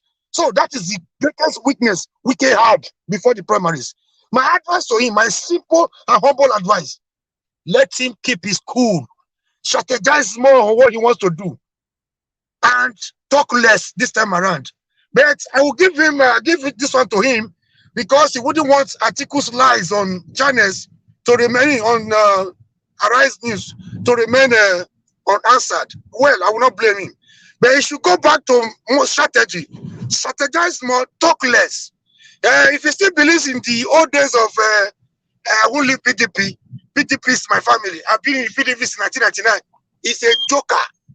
PDP, Mr. Murray, sorry for coming into your space. Will you like to see Wike in Labour Party? Of course, but he cannot do that for certain reasons for now. If I were Wike, we are wired differently. If I were Wike, I would have moved long time ago. Why do you think he cannot do that right now? Okay, number one, he has a lot of entrenchment. You know, it depends on the kind of human being he is. So there are people that want to. Yeah, he has a lot of candidates back home in Port Harcourt, or senatorial candidates, House of Rep President, House of Assembly. He want to maintain that image. He want to hold that structure within Port Harcourt. But PDP in the national level has left him long ago. He's only wasting his time there now. If he's trying to fight for PDP the way he has been fighting, the way he was holding PDP together, financing PDP, he's only wasting his time. I know he knows better than I do. He's aware of this very fact. If he doesn't want to leave PDP now, PDP has left him long time ago because they have stripped him naked. The political structure of PDP does not favor Wike and his group right now. The best bet for them would have been to leave. But I don't know how much he owes them, how much boldness he has. I don't know how the repercussion, how much he's prepared to face the repercussion. The best bet for him to leave now with the few governors that were supporting him. And again, you cannot take those ones words like Autumn and Co. They have started singing a different tone. If they were ready, to fight as a united family, they would have left PDP right now en masse. Just the way Atiku, Saraki, and the 7 governors did to PDP in 2014 that led to the victory of Buhari. That would have been my best advice for Wike right now. But if he doesn't want to leave, let him remain there. Let him be quiet. Let them not know what his plans are. He should not talk much. He should strategize more. He can do damage within while having a working arrangement with Labour and Obi, his brother. That is my humble submission. That's my humble advice for Wike. Thank you so much, Mr. Omori. I don't know if Mr. Hakim, if your network is okay right now. Can you hear me, Mr. Hakim? Good evening, madam. I can hear you. Can you hear me? Mr. Hakim, it's been a while. Good to have you today. And your name was mentioned earlier on by Mr. Alex, which is still very much here with us. So I don't know if you have been following us about the videos we played earlier and the and what we read, the article that was read and all that. Oh no! To be honest with you, I didn't really follow the training. Okay, let me just. I didn't follow the video because I had the training. I had the training this evening around 4 o'clock. I didn't finish it around 6 o'clock. So. All right. Let me just make a little summary for you about Wike and Atiku's issue in PDP.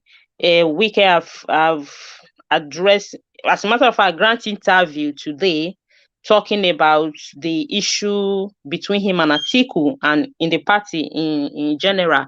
And he also said that he will come out again to explain more to Nigerians that Atiku lied for saying that he have reached out to him, that he never did. Then President Buhari went ahead and fought Goodluck Jonathan for his failure of subsidy and quite other stuff. Then Lai Mohammed said they are going to sue BBC Africa for the documentary they made about the banditry in Zamfara State. Then Patutomi also speak about the collapsing of Naira and what should be done, that Nigeria should move from consuming country to produce and export. Then we also showcase a video about the snatching of PVC machine in a church in Ijesha. That is actually a call for concern as the security issue in Nigeria right now is on the floor. Practically Abuja is in siege right now. So what can you say about all this topic? Yeah, I didn't see the videos, but to be honest, I think you've done really well analyzing the whole thing verbally. I just want to thank you for that. First of all, on the Wike issue, I think that for me, I think that matter is kind of closed now because one, the primaries have been concluded.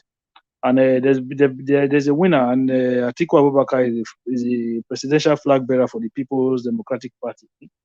And he made a choice not to pick Wike as his running mate. Whether he was interested in it or not, I don't know. But according to information coming out from different quarters, And according to Governor Ortom, it seems that Wike was highly recommended.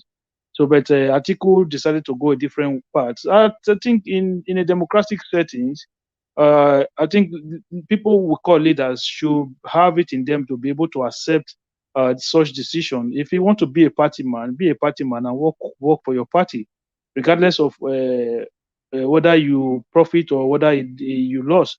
At the end of the day, everybody in that party will not be president. Everybody in that party will not be vice president. It has to be one or the other.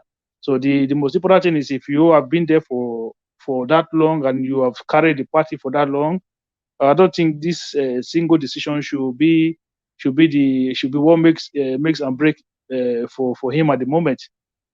So in coming out to say the article lied, I don't think those were necessary. Those sort of interview were necessary. Whether he's still angry about the result, you know me personally, Wike is not someone that I really I would say someone I really like his kind of politics. I don't like his kind of politics.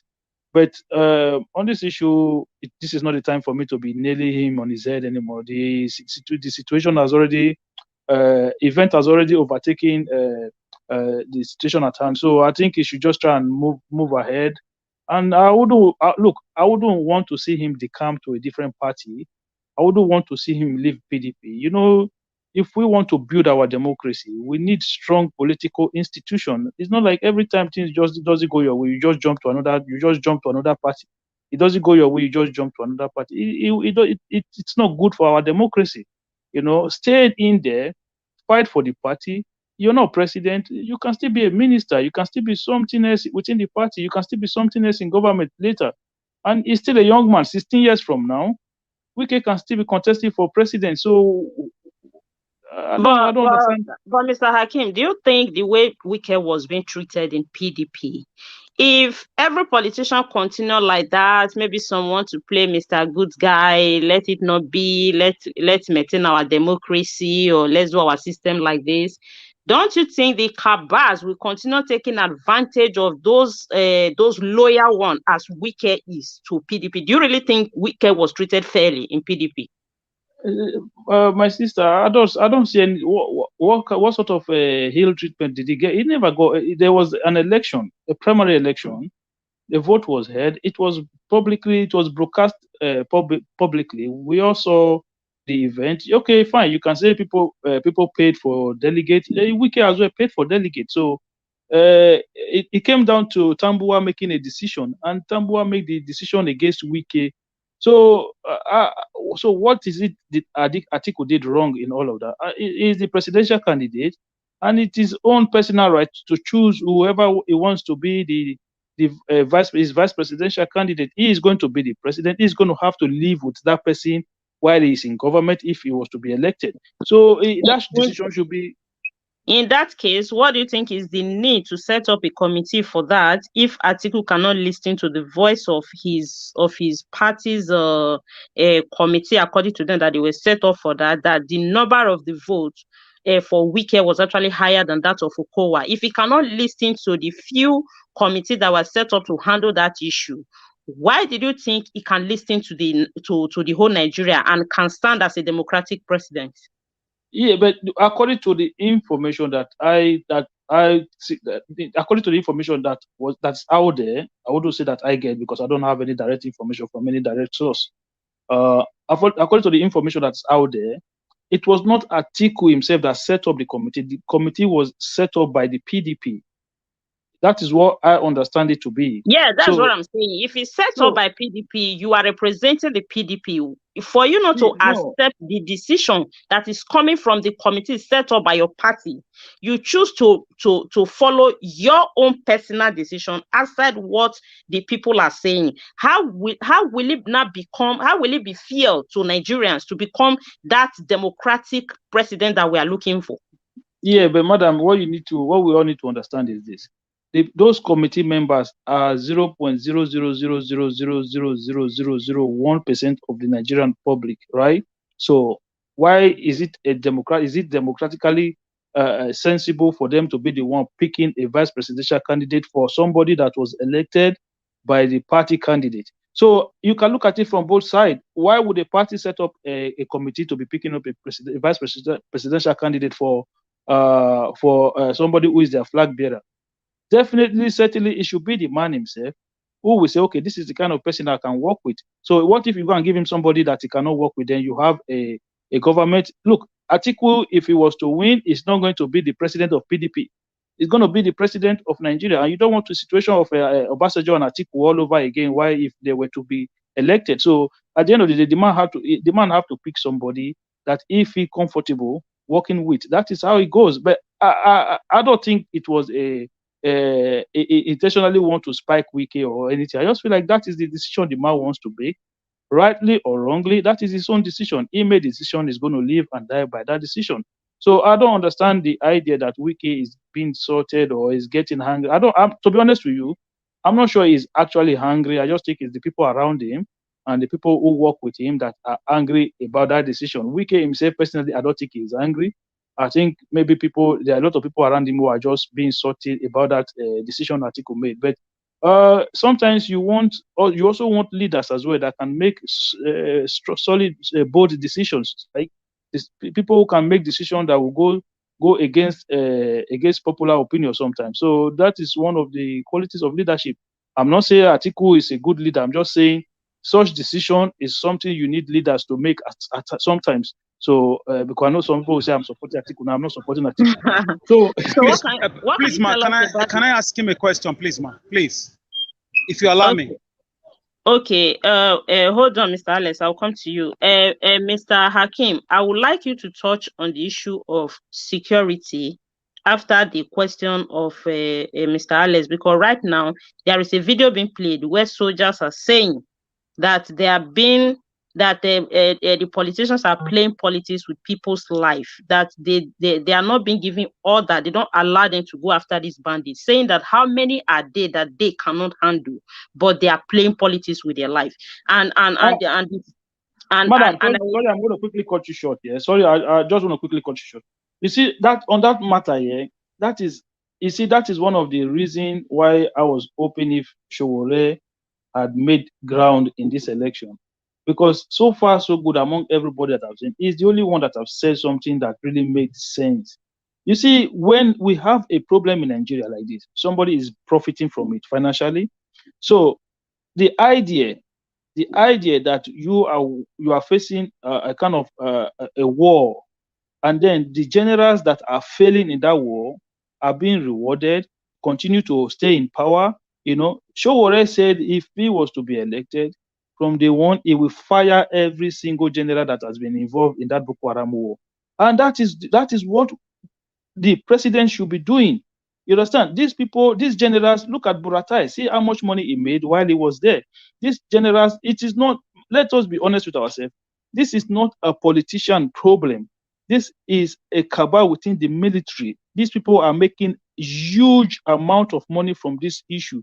That is why you see soldiers are not getting what they are supposed to be getting, because these leaders of the militaries are siphoning all the resources that are put in there. Don't forget, the Senate have passed several billions for us to fight security under this Buhari government. So for us to say it is the politician, these resources are going to this head of securities agencies. So what are they doing with those resources? They are stealing the country dry at the moment. They are benefiting from it, and by so means, it means that they don't want this thing to end.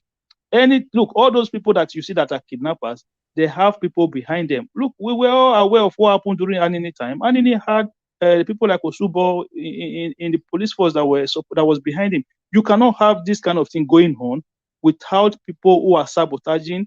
Big people, I'm not just saying anybody, big people who are sabotaging within the military system. Because don't forget, the only way these people could have gone into the NDA, Nigeria Defense Academy, to kidnap, to adopt, and to attack people would have been with some form of cooperation from people within. The only way these people could attack an airport in Kaduna, attack military barracks in Kaduna, would have been that these people have a lot of help. Okay, look at the other day what happened with the prisons. A day before they came to attack, they have to step down securities in the prison. So why?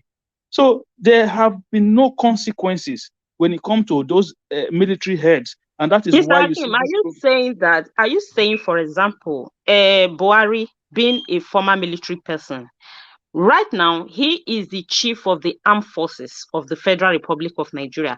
Are you telling me no matter how corrupt the head of the army or whoever is in charge is, if Buhari give order, they will sabotage, they will not follow the order that is coming from above?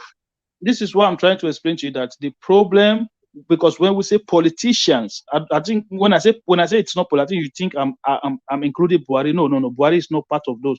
Buhari is the number one who should be the one that is giving those people marching order, and if they don't meet up to what they should be doing, they should have fired them. He hasn't done that. That is on him. So he cannot aggregate that responsibility to anybody. That is whatever is going on right now is on him, because he hasn't showed enough to those people that, listen, I'm serious. If you don't give me what I want, you're gone. So that is his own responsibility. So he hasn't met up to his own responsibility.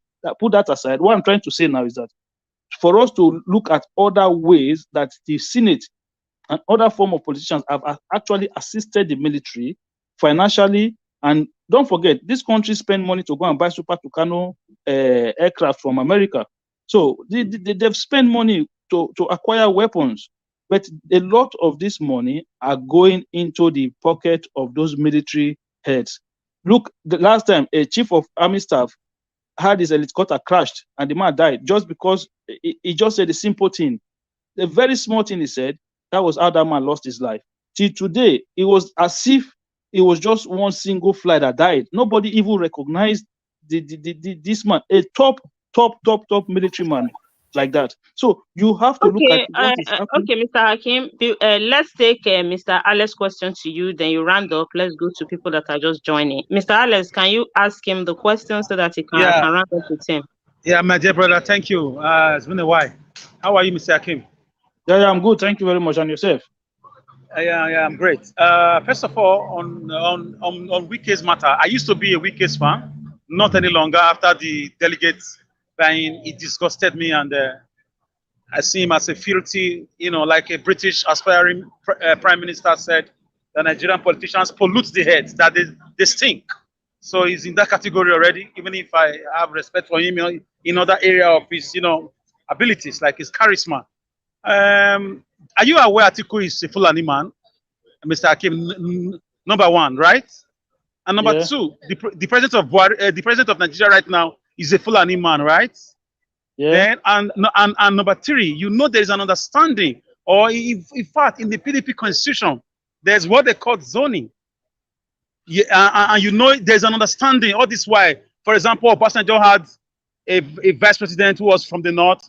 Goodluck had Tambawa. Musa Yar'Adua had Goodluck. Right now we have Osinbajo. I mean, why is Atiku coming back when his brother is leaving office? That's number one. I just sum all those questions as one.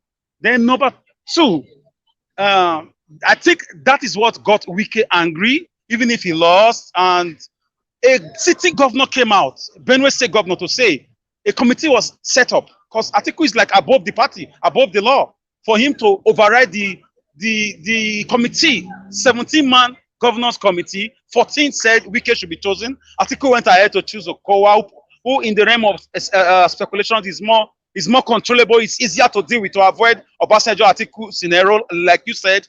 Then also, you once always, like some months ago, 6-7 months ago, you always downplayed Nigeria's situation in terms of insecurity. Are you seeing the scenario right now? You say we exaggerate as if it's Iraq.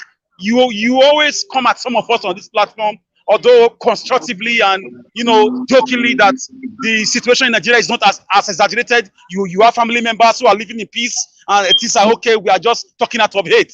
How do you see the country right now? Thank you. Mr. Alex. Let him answer.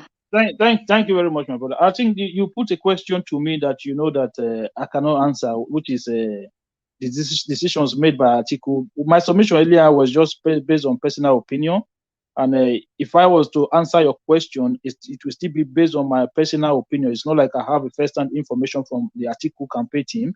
And regarding whether the PDP constituted a committee and then it was I think you said it was illegal that Atiku did not adhere to the submission of the committee, but there's nothing illegal about it because it is not to start with. It is not, the committee is not backed by any form of law. It is not in the PDP constitution that there will be a committee and whatever the committee recognizes the presidential candidate must adhere to. I don't think that is in the PDP constitution. So let me don't really dwell on that for long. The idea when you talk about me saying people was exaggerating the issue of insecurity. No. Is it right for Mr. Atiku to be contesting at all, coming from a Fulani zone like his brother is leaving office? Where about that one? Listen, Atiku is a Nigerian. For me, I don't believe in zoning. I don't believe in north, south, anything like that. I don't believe in religion, Christian, Muslim. If you are qualified, you want to run, you run. If the people want to vote for you, let them vote for you. For me, it doesn't bother me whether a Fulani man is running, whether an Edo man is running. Let the best man win. That is what I always stand for. Let the best man win. That is my own principle. That is what I stand for. I'm not going to knock Atiku for. If Wike had problem with Atiku running in the first place, he should not have even contested with Atiku. He would have just said, "Listen, I'm going to protest your candidacy by not participating," and then just thank the whole team. But he was confident. Wike was confident going into that primaries. He had done his own work. If it wasn't for Tambuwa, Wike would have been the candidate of the PDP as we speak. So we need to put all of this into Mr. Hakim, go to the next question so that I can go to the other people coming in. So I think yeah, I can hear you. All right, Mr. Hakim, sorry, I have to stop you right there. You said let the best man win. It's good to have you here. Thank you very much, my brother. Good evening to you, and good evening to every other panelist right there, Mr. Moroyi, Two Nigerians, CM, Mr. Charles, Alex, Theo Bala. God bless every one of you for joining us, and those of you watching us right now. Mr. Hakim, I just wanted to quickly ask you, let the best man win. As you know that we have 3-horse race right now. 3-horse race, although there are more candidates, but 3-horse race is Tinubu, Atiku, and Peter Obi. Let the best man win that you said. I will ask you, who is the best man amongst these 3? I think if you was to ask me who is the best man, I think then you'll be probably, you know my position, you'll probably be asking the wrong person, because for me, I know that people don't want to see anything good in other people. For me, I think there are good things about Obi. There are good things about all of these candidates, and all of them have their weaknesses as well. But for me, I think if you was to say, okay, you know what, you have to pick one, you just have to pick one. My preference would have been somebody like Obi. Not that I agree with him in his kind of politics, but I think we need a new idea, a younger blood, a new generation. So somebody who talks to the people. And I think that for me will make me put Obi kind of a slight favorite ahead of those people. But this idea that if people was to talk about corruption and this, no, that is not, for me, that is not the reason. For me, the reason would have been that Obi will be somebody who will come with fresh idea. He will be very young, energetic, somebody who will come and the people will say, okay, you know what, this is a new direction. But you know my position, my brother. I'm not in favor of all of this because I don't think any of these people will do any good for us going forward. Our problem is bigger than one man. Our problem is institutionalized. Until we begin to tackle the institutional problem that we have, it doesn't matter whether we elect Jesus Christ as a president, then we put Mohammed as the vice president. We're going nowhere. That is the truth. That is what I've always stand for. Until we address the issue of the institutional deficit that we are facing in that country, trust me. My problem with this, I said it before. I wish if I have power today, I'll just make Obi president. Do you know why? Because I want everybody to see the end. That at the end of the day, the same people will come and they'll begin to castigate the man. It's not like the man is bad, because I myself, I've sat down, I've looked at it. All of these people cannot just be bad. They cannot just be bad. It's just that they've been dealt a bad hand. It's like you're playing a poker, you dealt a bad hand. It's useless. You can't do nothing with it. Nigeria right now, you can't do nothing with it. Thank you, my brother Kim. Because of time, because we need to round up this broadcast in 30 minutes from now. So I will go back to Irene's finest to pick those that have not contributed so that we can round up within the space of 30 minutes. Thank you. Harris Feminist. Thank you very All much. right, thank you so much, Mr. Elvis. Okay, as you can see, we're rounding up in 30 minutes. So I have 4 people that have not speak here. So I'll be going straight to Mr. Tiobala that coming after Mr. Hakim. Mr. Tiobala, are you there? Can you hear me? Yes. Yeah, good evening, Mr. Tiobala. Thanks for joining us today. It's always good to have you on the panel. So can you just go straight and make your contribution, or you want me to summarize some of the topic for you? Maybe as I go, we can make it interactive. You know. Okay, just start. Which one? What will you want to start with? Okay, let me first of all talk about the Minister of Education, the APC presidential aspirant that Okay, came make out, Wajuba. Okay. that came out to sue Tinubu and Atiku. Fine, I think it's a good step in the right direction. Not that I'm expecting anything from court or from him or from anything. Just to destabilize them a bit, you know. If there's anything you need to expose, you can expose it. So that just to destabilize their thinking or whatever. So it's politics. So he got play it the way he wants to. But there's nothing wrong with it. But you know, say Nigeria, when it comes to electoral, when it comes to judiciary, like what Akim just said just now, we don't have strong institution. So whatever things you are doing, I see. Are you going to tell me that APC will not feeding candidates? Are you going to tell me that PDP will not feed in candidates? Or even if they eventually pick any candidate, are they going to give it to him according to what he's claiming? So, you know, that will not go anywhere. But it's good. Let them be going to court, you know, and exposing themselves for that matter. And also want to talk regarding the response of Wike to Atiku. Fine. Wike came out not because he want to talk or something, because of the interview granted by the Arise television, where Atiku answered some of those questions regarding, you know, one or two. But in my own opinion, if I may start with the aspect of running mate, I totally agree with Hakim on that, in the sense that it's the president that have the prerogative to choose his own running mate, whether they go for what's it called, democracy, or how would I put it, go for meeting and all that. As far as I'm concerned, they are not even supposed to even go for that meeting in the first place. It is the duty of the presidential candidate to look around and check who is going to fit, who will I be able to work with, you know, who have the same idea with me that I can work with. We don't know if this article put all this into consideration. According to him, or for instance, it might feel, okay, I have a problem I want to solve. Okay, who is the person that I can be able to pair with to be able to actualize this dream? So choosing Okowa as his only mate is not a big problem at all.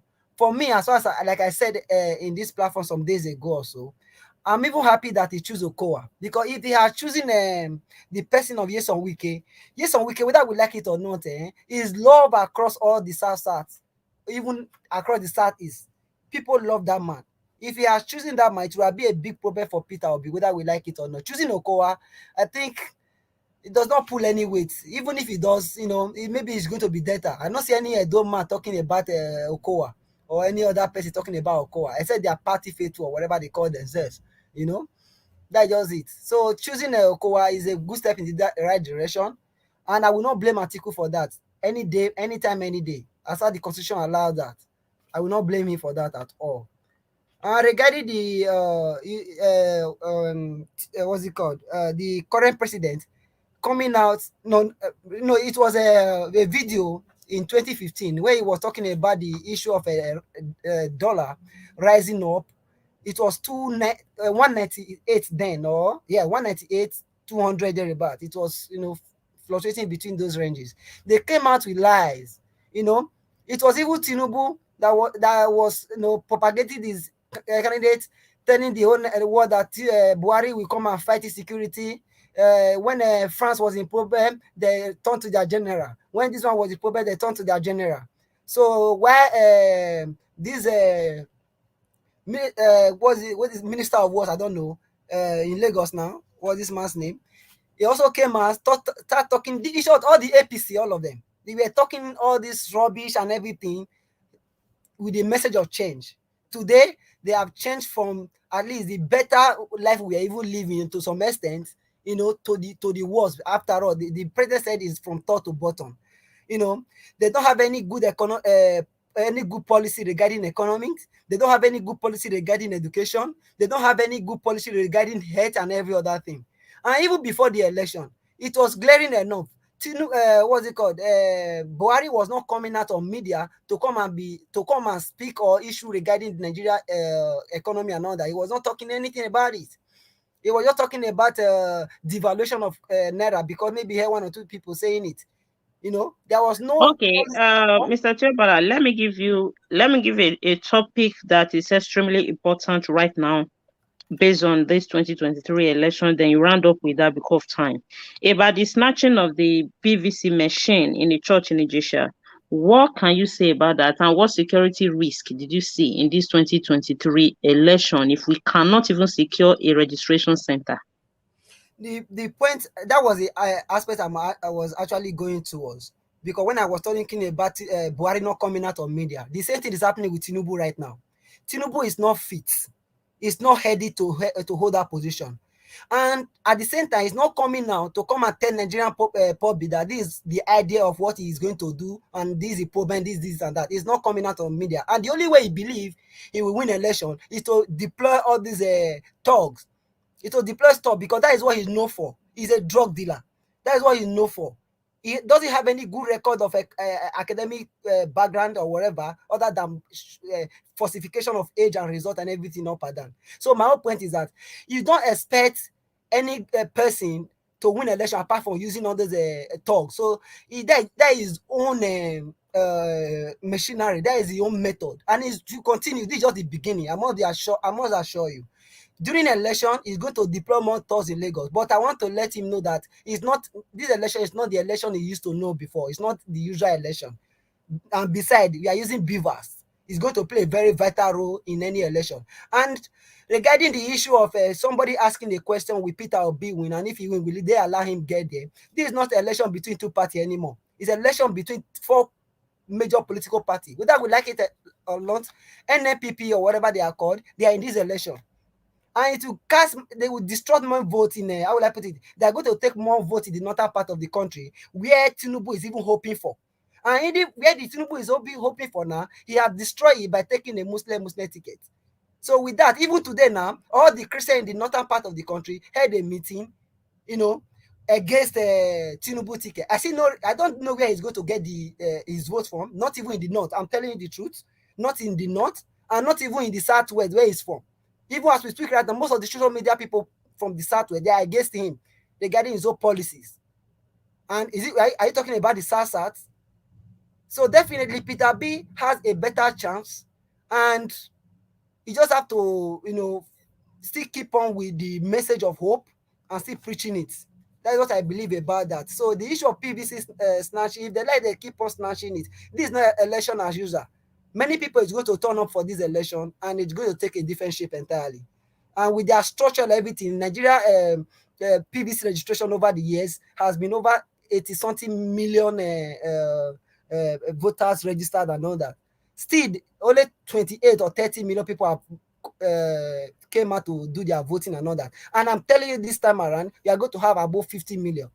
So the people that have not been coming, who showed interest, will be coming at this time around. The people who they have Aleki Toge, that Tinubu and his agent order, they are going to come at this time around. So definitely, Atiku, as far as I'm concerned, is not part of this game. Thank you so much, Mr. Tiobala, for that submission. Without wasting much of our time, let me just go straight to the next panelist because of time. As you can see, we're rounding up in, let's say, 20 minutes from now. So Mr. Charles is no longer here. Mr. Charles is supposed to speak. So now we'll be going to Mr. Tu Niger. Mr. Tu Niger, good evening. Thanks for joining us today, the security experts. Can you hear me? Hi, good evening. Yeah, who made me the security expert? I know this so because you have been blasting our ear, bomber to bomber, side to left to right, everywhere on what to do about security. So here we have a video for you today that we played earlier. Unfortunately, you were not here. I don't know if you watch it. So what can you say about that? A soldier coming out to tell us that they are playing politics with their lives, daring the government that the bandits are just few in numbers, that they are very ready to defeat them, but the order is not be given to them because they are playing politics with people's life. What can you say about that? Maybe there is some truth to that. From what I've seen anyway, recently, there was this BBC documentary that was aired, and clearly even the locals in some of the towns in the north were complaining that these people, like the bandits, they can come in 150 motorcycles and 3 of them on each motorcycle, and they do have numbers and they are fast. They can come in and go, and with more sophisticated weapons than the military, according to those eyewitnesses.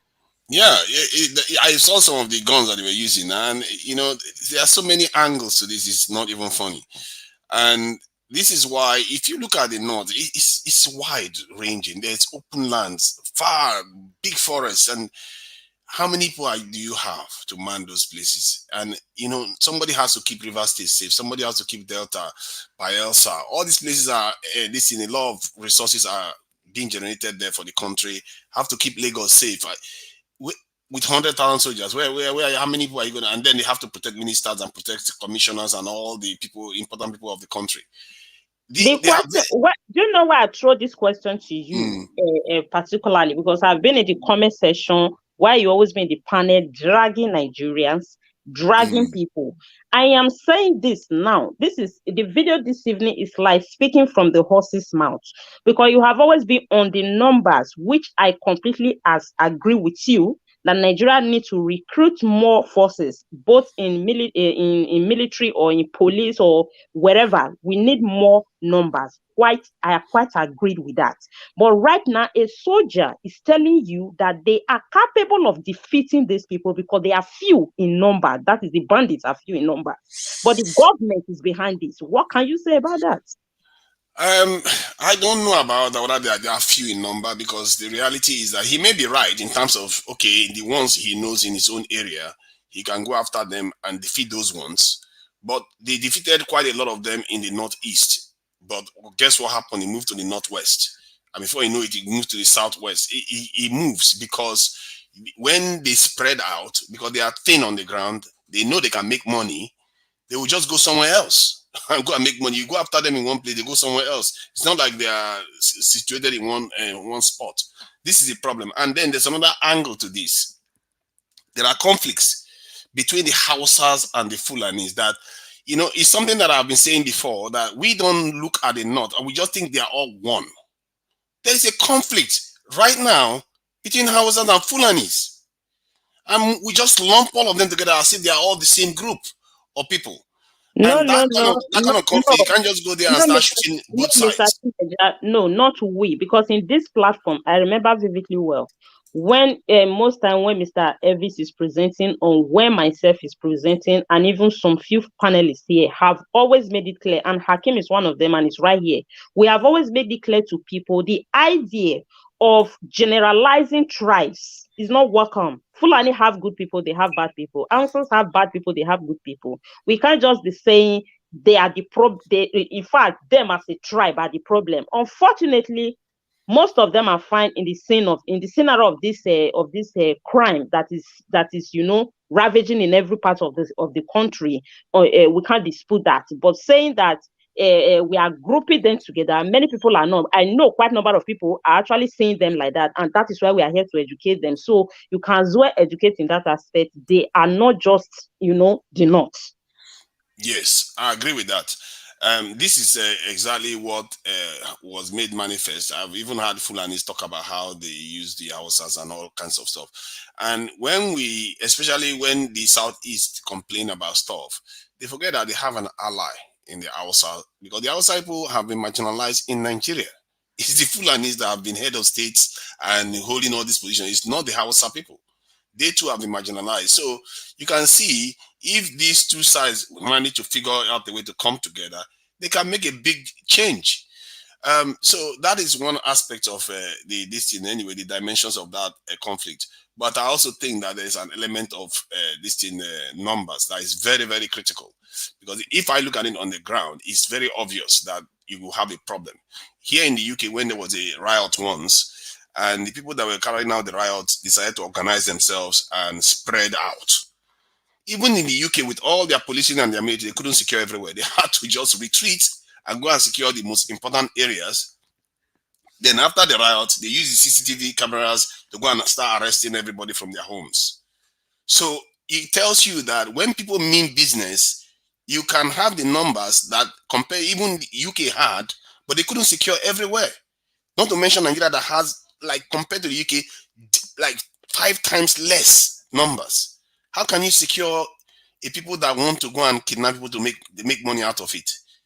You can't. It's impossible. And if you want to go and chase them, then you leave Abuja unsecure, or you leave one battalion or NDA unsecure.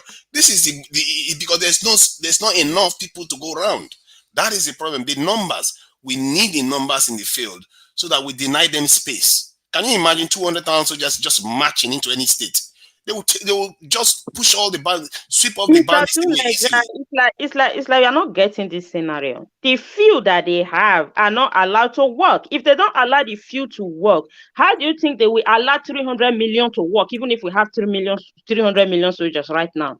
They are saying that they are not being given order. The order they receive is don't go after them. If they tell the few, don't go after them, do you think they will tell 300 million to go after them? That is the problem. But you see, that soldier is speaking from his own perspective. Maybe all he sees is him ready to go. He doesn't know the trap that they set for them. We know that they kill soldiers. Please, let me finish what I'm saying. Let me finish. See, don't just hold on to what one soldier said. You have to understand strategy here. We know they kill soldiers. Let's not pretend. They've been killing soldiers every other day. The soldiers, what are they doing? If they are so strong, why are they not killing them back like that? If you think you can just go and kill them wherever they are. These people are not just sitting down. You know full well, you just said it yourself. They have ammunitions too. They are not like sitting down and just waiting to be caught by soldiers. So this is something that you have to be aware of. And that soldier is saying from his own perspective, but his commanders will be like, you know what? I sent people there over the other day and they didn't come back. We don't have the enough supply line to push into, let's say if you want to go like 20 miles into the forest. If you don't have enough supply line into that forest, you could have all those soldiers murdered. You have to have all the logistics and everything, all 20 miles into the forest. All right, Tuneja, let me take you to, I don't know if you just want to round up with this topic or if you want me to take you to another because of time. Please take me to another one, yeah. Okay, we have Lai Mohammed talking about suing the BBC here, and we have the snatching of PVC machine from the registration center. Suing the BBC, I don't know what the BBC showed there that was so big that needs suing, that people were kidnapped and tribes were fighting each other in the north, or is it that he didn't like the idea that he said they are glorifying terrorists as if they are Nollywood actors? So that's his complaint. I think that doesn't hold water at all. That's not going to go anywhere. What I saw it didn't occur to me like the way. Believe me, I'm one of the first to criticize the BBC. Personally, I still don't like them really. I'm not a big fan of them, but in terms of saying they are glorifying terrorism in that video, I don't see any glorification there. All I see is people fighting themselves, and it's one of those videos you see. You don't see a lot of propaganda in it. It's just reporting some details. It's not very in depth. It just reports events that happened. So many of them are tragic. And you can also hear some of them complaining about the numbers. And I think Lai Mohammed complaining about BBC is just one of those stupid things, that they do to distract people from the lamentable situation that the video revealed. I would have thought the West, they would want to slant it in a direction which they didn't reveal. They didn't reveal where these people are getting the guns. It's only one point that they just said they got the guns from Niger. What do you think? And Americans have military base in Niger. The French have a military base in Niger. Well, they are getting that guy. One of the guys that took up the amnesty that the government offered. He claimed he got his weapons from Niger. So these people are getting armed, coming and buying arms from outside the country, in a country that's supposed to have Western military all over the place there. And they come into our country and foment this thing, chaos. And they talked about how it was a business. Is it a lie? I don't know what lie. Lai Mohammed should be more ashamed on the fact that they cannot do what is necessary to take care of this problem. The problem is not very serious, and they are leaving it now to become more and more serious. Because what that soldier said was partially correct, that these guys are ragtag, they have weapons and all the rest, but they can't take battalions of soldiers that are spreading all over the country. But if the soldiers are spreading, sooner or later, when they secure this area, then they will leave and go back again to secure another area. They actually admitted it during a press conference with the NSA chief. They admitted this. Even the police is rationing their soldiers. Their officers, I mean. They take officers from certain states and move them to another state to help secure that state. Then when that state is a little bit pacified, they move them around. That is not how you keep a country safe. Because every time you leave, you create a vacuum of insecurity again. When you have 200 million people in the country, you can fix that. So Lai Mohammed should just forget that one. I don't think that one is going to go. Is going to go anywhere. The one So about Tifa is a different thing. Round up with the PVC hoodlum attack. The PVC the PVC one is quite an interesting event actually, because if you are, how are you supposed to go and vote with that? But if it involves stealing the machine or something electronic, then one has to be careful, because they are maybe looking for a way to hack it or whatever they want to do. Because in the end, people still need to go and vote. When they go and vote, they will take their fingerprint or their facial thing.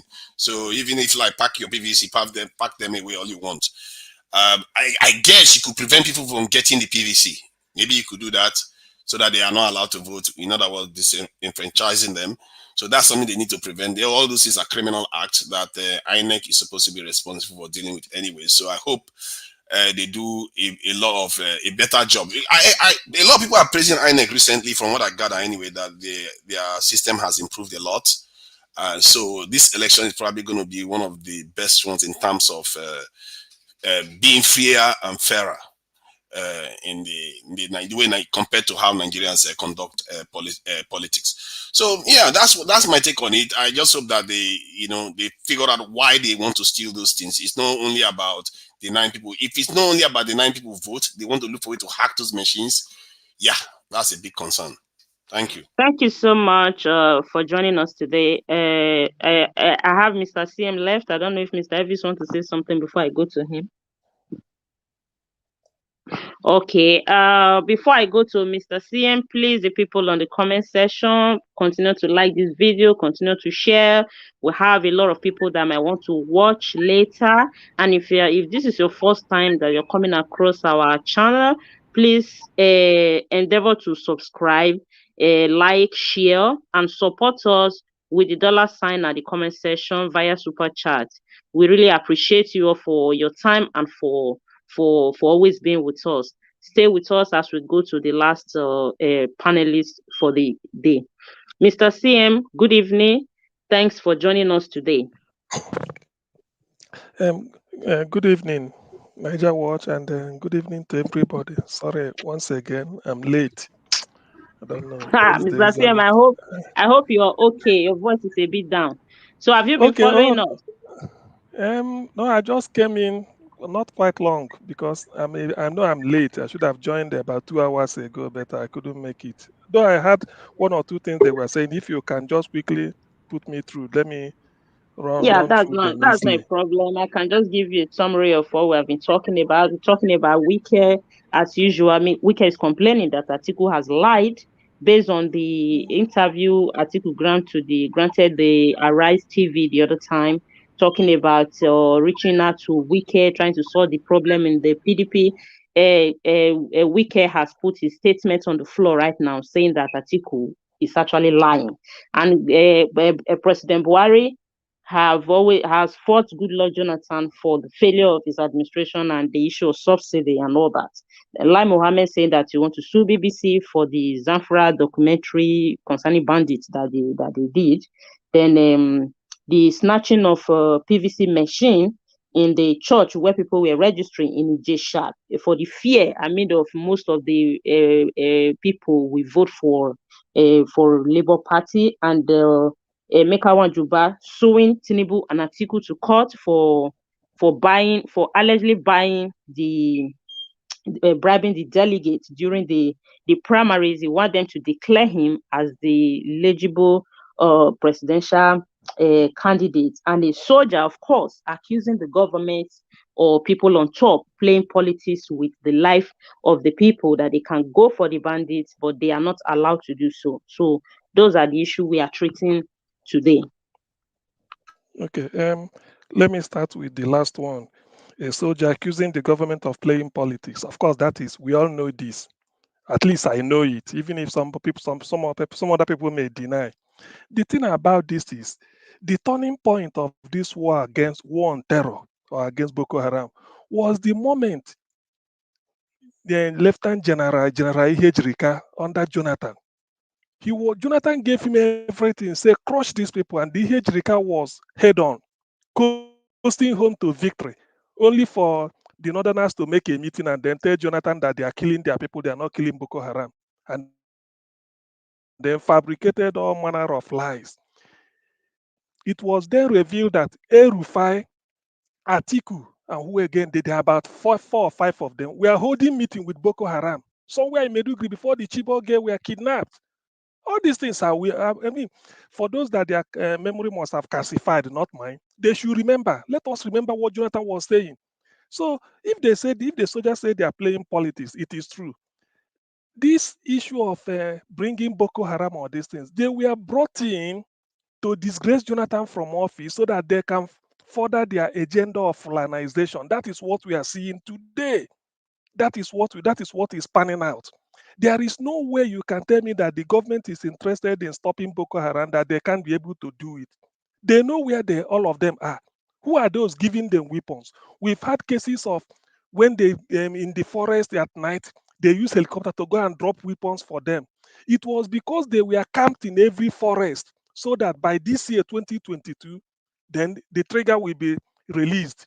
That was why Nnamdi Kanu established ESN, saying ESN should not be seen in any major city in the street. If you want to see ESN, go to the bush, that they are there to drive away the Fulani people that are there with arms. Bury their arms in farmland, so that when the time comes, they will start. So that is what they are doing now. The issue of security, that's why Nigeria can never win the war against Boko Haram unless this government is not empowered, because they brought it. When you make a plan with them, they will go and reveal it to Boko Haram. So let me not waste time on that. The soldier saying that is very, very correct. Now imagine Buhari blaming Jonathan on security. Can you imagine the nonsense? Who brought Boko Haram? Remember when Jonathan was in power, people were telling Jonathan, why not dialogue with these people, dialogue. Jonathan Nang said, okay, where are those people? Are they faceless? Let them bring their representative and let us dialogue. What did they say? They said their representative is Buhari. Am I lying? Am I making it up? I'm not. I'm not making it up. We all are aware of this. Then Buhari was an opposition candidate campaigning with Lai Mohammed, who is now talking nonsense. So when these things are happening, Buhari is the chief sponsor of Boko Haram, even as an opposition. What did this man say? The former deputy governor of Central Bank, Dr. Bedaya Lafia, PhD Oxford. He said they went to them because they were slaughtering the Kaje people, Southern Kaduna, their leaders, even the Middle Belt Forum also. They went to them in the bush and he said, look, he said a governor, one of the APC governor, this El-Rufai, is the commander-in-chief. They give them weapons. So what are we really talking about? All these today soldiers. This war can never be won until this government gets out of office, because that is their instrument of, that is the weapon they want to use to advance Fulanization by force. They've tried everything. It couldn't work. Ruga, grazing route, and everything. So when it comes to security, whatever, we can speak grammar from here to heaven. I discuss security in the Nigerian context. I don't discuss security generally, whereby we know that with our population, we should have, even if we have 10 million soldiers, it's not too much. But the way, when you're talking of Nigeria, you have to discuss the present reality. How did we suddenly become a host country for different terror groups. How? How did it happen? Somebody invited them to disgrace Jonathan. Now the thing backfired. That's why they are shouting now. So that ends that. The Lai Mohammed trying to sue BBC. In fact, this man, I think at this point, people should somehow play the tapes when he was in opposition between 2011 to 2015 to see what he was saying about PDP, to see what he was saying, all manner of lies. He will concoct it and be saying things. He issues about 3 press releases every day on a daily basis. Every small thing, he will issue press release. Jonathan went, what I've forgotten where Jonathan was trying to do something, and there was a bomb explosion in Meduguri. They say, look at our president. He's there enjoying, eating and drinking while something is happening. Into celebrating, was it a national day in at Aso Rock instead of Eagle Square in Kano, Eagle Square at Abuja, and they were celebrating it. So, Lai Mohammed, I think that man said he should be ashamed of it. I don't really understand whether, and this is somebody who said he read French bachelor's degree and then LLB law and then barrister at law BL. Look at the way he's talking like an illiterate. You're going to sue BBC because they showed us what your government is hiding from the people.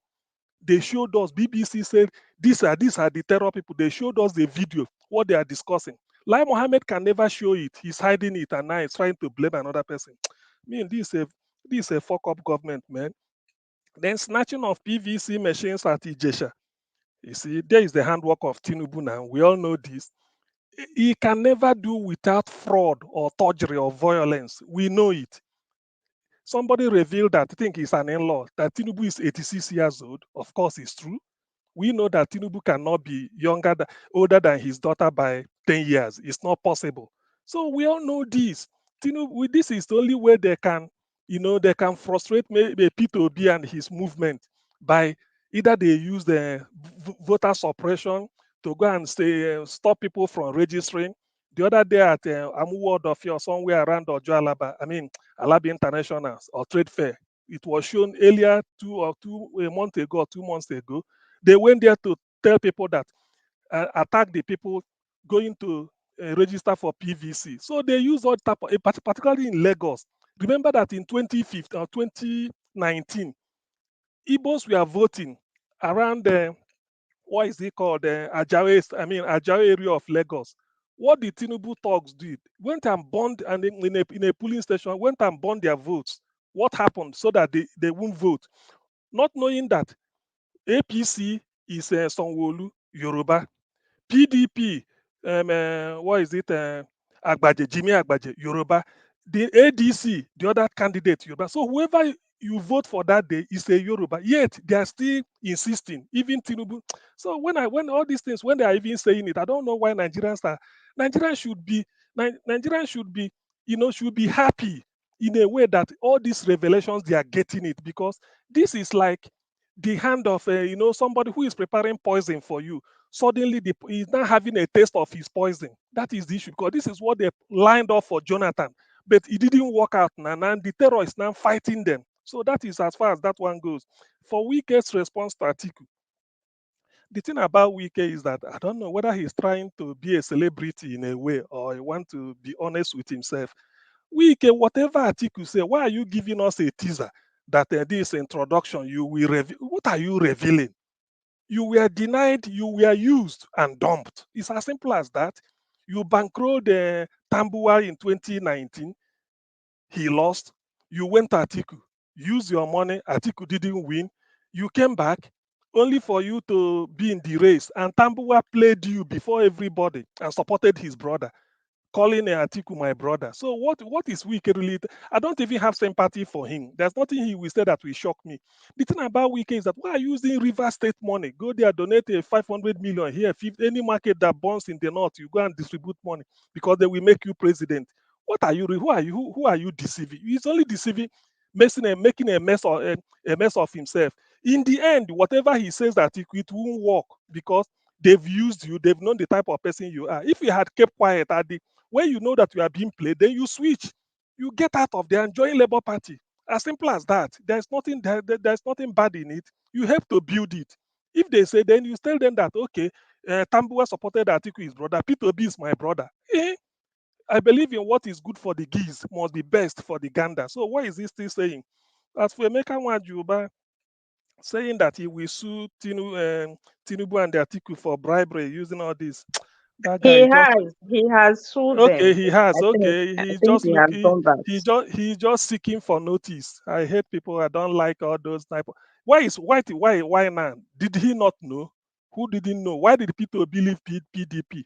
Because there's a bazaar that is impending bazaar. He doesn't want to use money, and then everybody starting.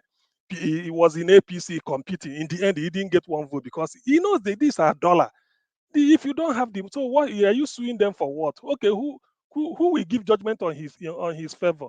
You see, the thing is that Nigerians have taken the people for a ride. These politicians, they've taken us for a ride for far too long.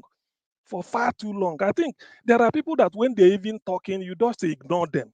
This type of person is not what we want. What we want to hear is what are the grounds P2B is breaking, because Nigerians, everybody is tired of all this rubbish, shenanigans. We are tired of it. What we want to see is that let the election be today so that tomorrow P2B gets in and then the job will start in earnest and then restore hope. Then all these things they are talking about, Tinubu is there. He doesn't know his age. He doesn't know certificate. He will never tell you with the schools he attended. Even then, how he got his money, nobody knows. Atiku is telling you he was doing whether Peugeot 504, that's what 404, that's what he used to become a billionaire. No truth. And then they believe, they feel that every 4 years they come and take us for a Molue ride. I mean, this is unbecoming. Nigerians should be wise. Nigerians should be wise. We've passed this stage. The fact that P2B is in the field, that's what people should be praying for. Let everything, forget about all these people. If there are people that will be converted to the big movement, that's what we should be. I mean, I prefer the dreams of the future, like Thomas Jefferson said, better than the history of the past.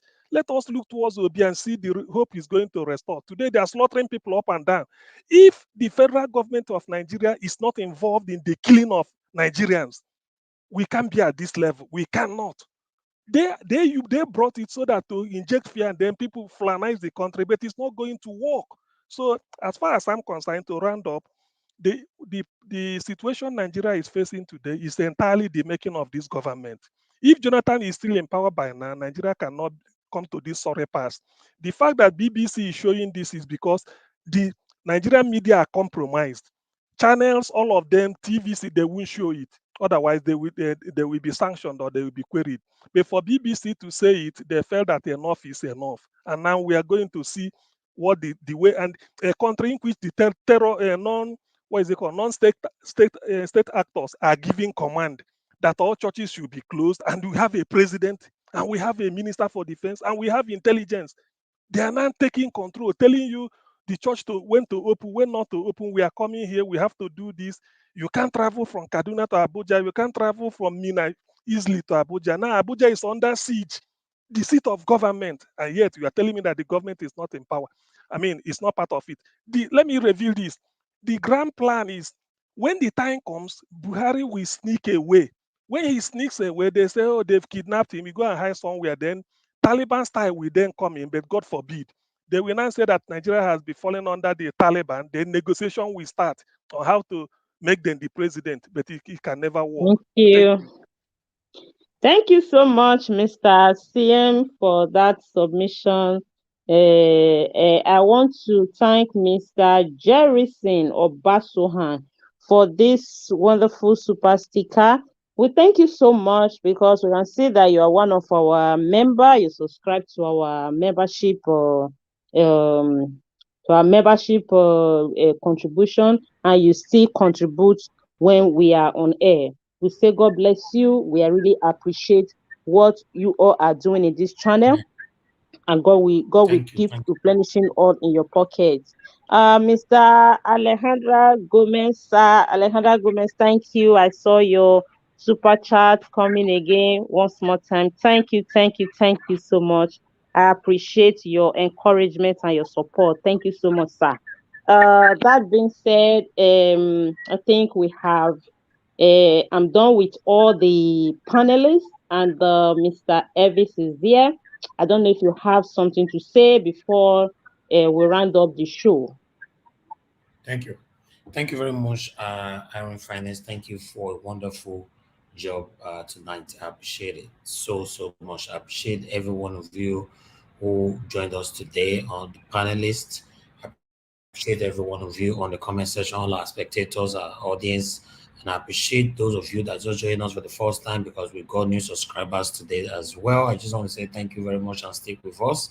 What we do here, we say it is me, myself, my team, my panelists. We say it is. We don't come here to give false information to anyone. We actually broadcast from legitimate sources and mainstream medias. So thank you very much, my wonderful family right there, Nigerians. Let us all continue to stand for what is right to change the narrative. As you all can see now, is obvious. It's very obvious to everyone the suffering that is currently going on in Nigeria. As of today, dollar is 700 something naira, and we don't know where we are going. There's no single security in Nigeria. Nothing is working in Nigeria at all. So you sharing our videos means that you are sharing our voices to others that doesn't know if we are here.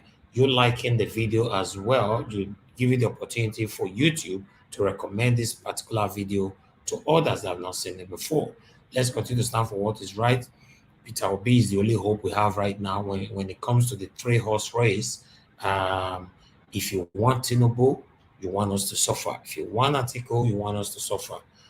To be honest, we have to be fair to ourselves. We have to be truthful to ourselves. It's only Peter Obi. That's the only hope right now. A lot of people on PDP are secretly already fighting for Peter Obi. A lot of people on APC are already secretly fighting for Peter Obi.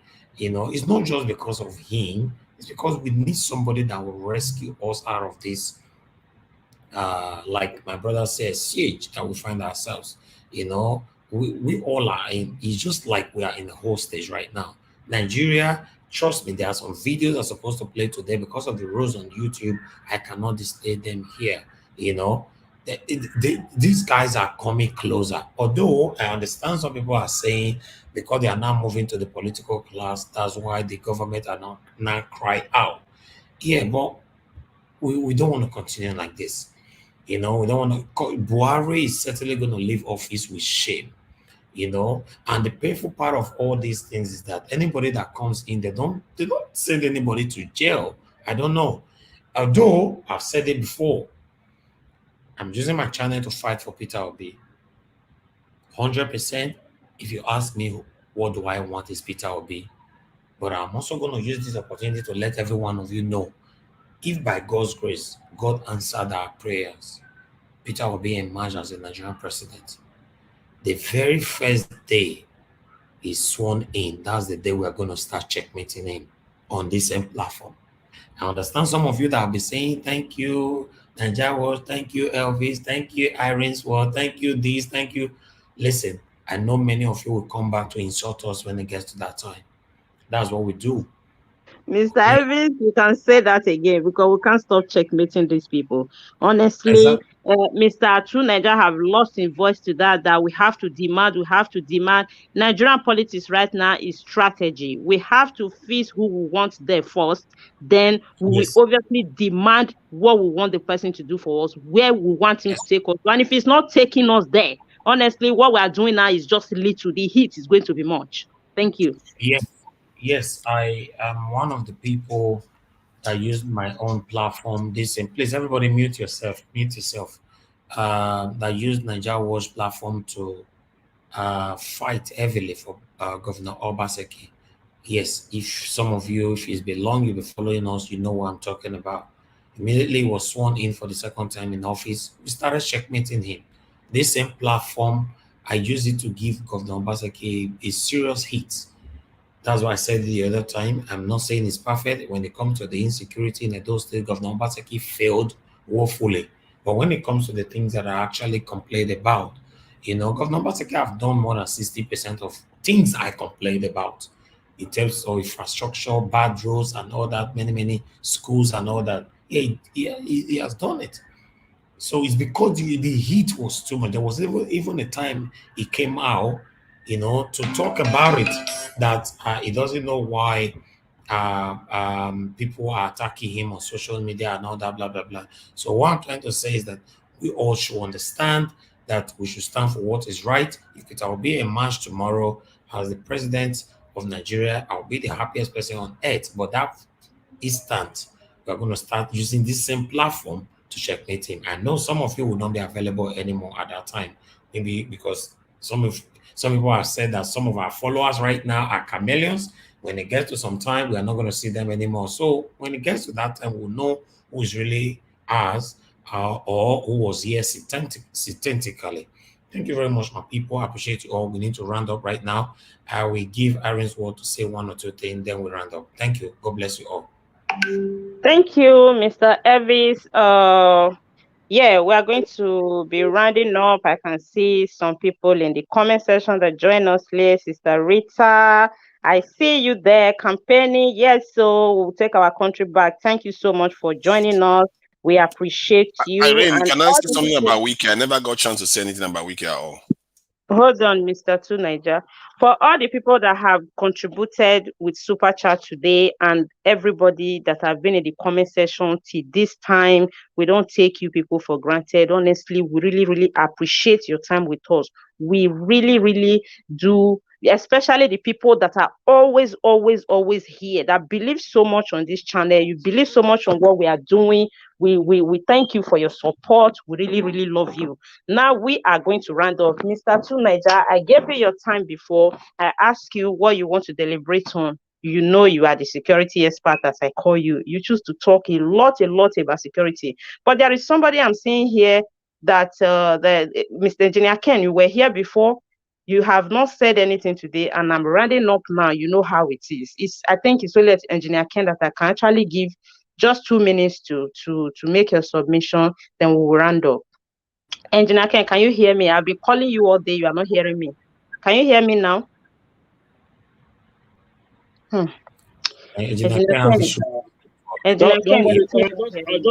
I'll replace Engineer Ken. It's my big brother. Why not give us 1 minute to round up? Mr. Hakim. Okay, I don't know if Mr. Elvis is in a hurry. I actually wanted to do that. I don't know. Okay, with your permission, Mr. Elvis, let me just, it's like they are not tired of talking. Okay, let me just give them 1 minute to round up. And this 1 minute, please let your message be vital. Send message to Nigerians. They need it right now. Any kind of message you can send, hope, courage, anything, or if you have information to give. But 1 minute, please don't exceed your time. You know, we have spent a lot of time here. We are going to 4 hours now. So I'm going to start straight away with Mr. Tiobala. You just have to make your closing remark. The floor is yours. Okay, thank you so much. At this point now, I just want to urge each and every Nigerian to keep making demand for all the presidential candidates, for them to come on air and tell people, the world or Nigerians what they are going to do for us. Because this is not the old time again whereby they will be sitting in their home, they're waiting for the day of their campaign, start cursing each other. We want to know, because the situation we find ourselves now is too much. And talking about the security situation we find ourselves today, it will take the president of the Federal Republic of Nigeria to do that executive order, to make that executive decision. So that is the more reason I'm advocating for the person of Peter Obi. When he was the governor of Anambra State, he knew the commissioner of police that was sent to him, they were not performing to expectation. He removed them. That is what we call the executive order. He did it. So eventually, when he wins by the grace of God, come next year, 2023, if any people or whoever that are in charge of a military or whatever, if they are not performing to expectation, you see have that confidence, you see do the same thing again and remove them and replace it with the right position. But most importantly, the federal government do the needful. And APC and PDP should go and read. They should talk to Nigeria if I thought they want to do anything. And Tinubu, please, all this thuggery is not going to help us. Please, it's not going to help us. Let me make Nigeria great again by voting Peter Obi. Thank you. Thank you so much, Mr. Tiobala. I will just move straight to Mr. Hakim. Mr. Hakim, give up your closing remark. But though I am not done with you for today, I hope maybe next Friday or when next time in the panel, I want to meet with you, because it's been a long time you have not come, and I have a lot of questions to ask you, because somebody like you always make a debate a bit interesting. because sometimes we don't really know where you are. Sometimes we know where you are, but I like somebody of your type. I have a lot of questions for you, but that's not going to be today. So I want to hear your closing remark now. Thank you. Thank you very much, my sister. I'm going to use my brother's word, Mr. Elvis. Whatever question you have for me, just jot it down. Jot it down. Jot them down. So thank you very much. Like I said earlier, my sister, you see, we cannot go out there and say people should go and get a PVC. People should come and vote for a candidate, and at the same time, you are casting some doubt on INEC. So when you do that, you are personally suppressing your own vote. People who you ask to go and get PVC, people who you ask to come and support a candidate, then by the time you begin to cast any form of doubt, then people start to ask themselves question, what is the point of me coming out to vote if INEC has already been compromised? So our people need to stop this bashing of INEC. This is one of the institution of government that has had the most progress since 1999. Because if you look at it, our people it's like we forget the days when people used to have Michael Jackson on our ballot boxes, on the registration for voters, different foreign actors and celebrities' name. People register, voted 10, 20 times. But look at it today. Politicians are actually buying votes. Why do you think these people are now buying votes?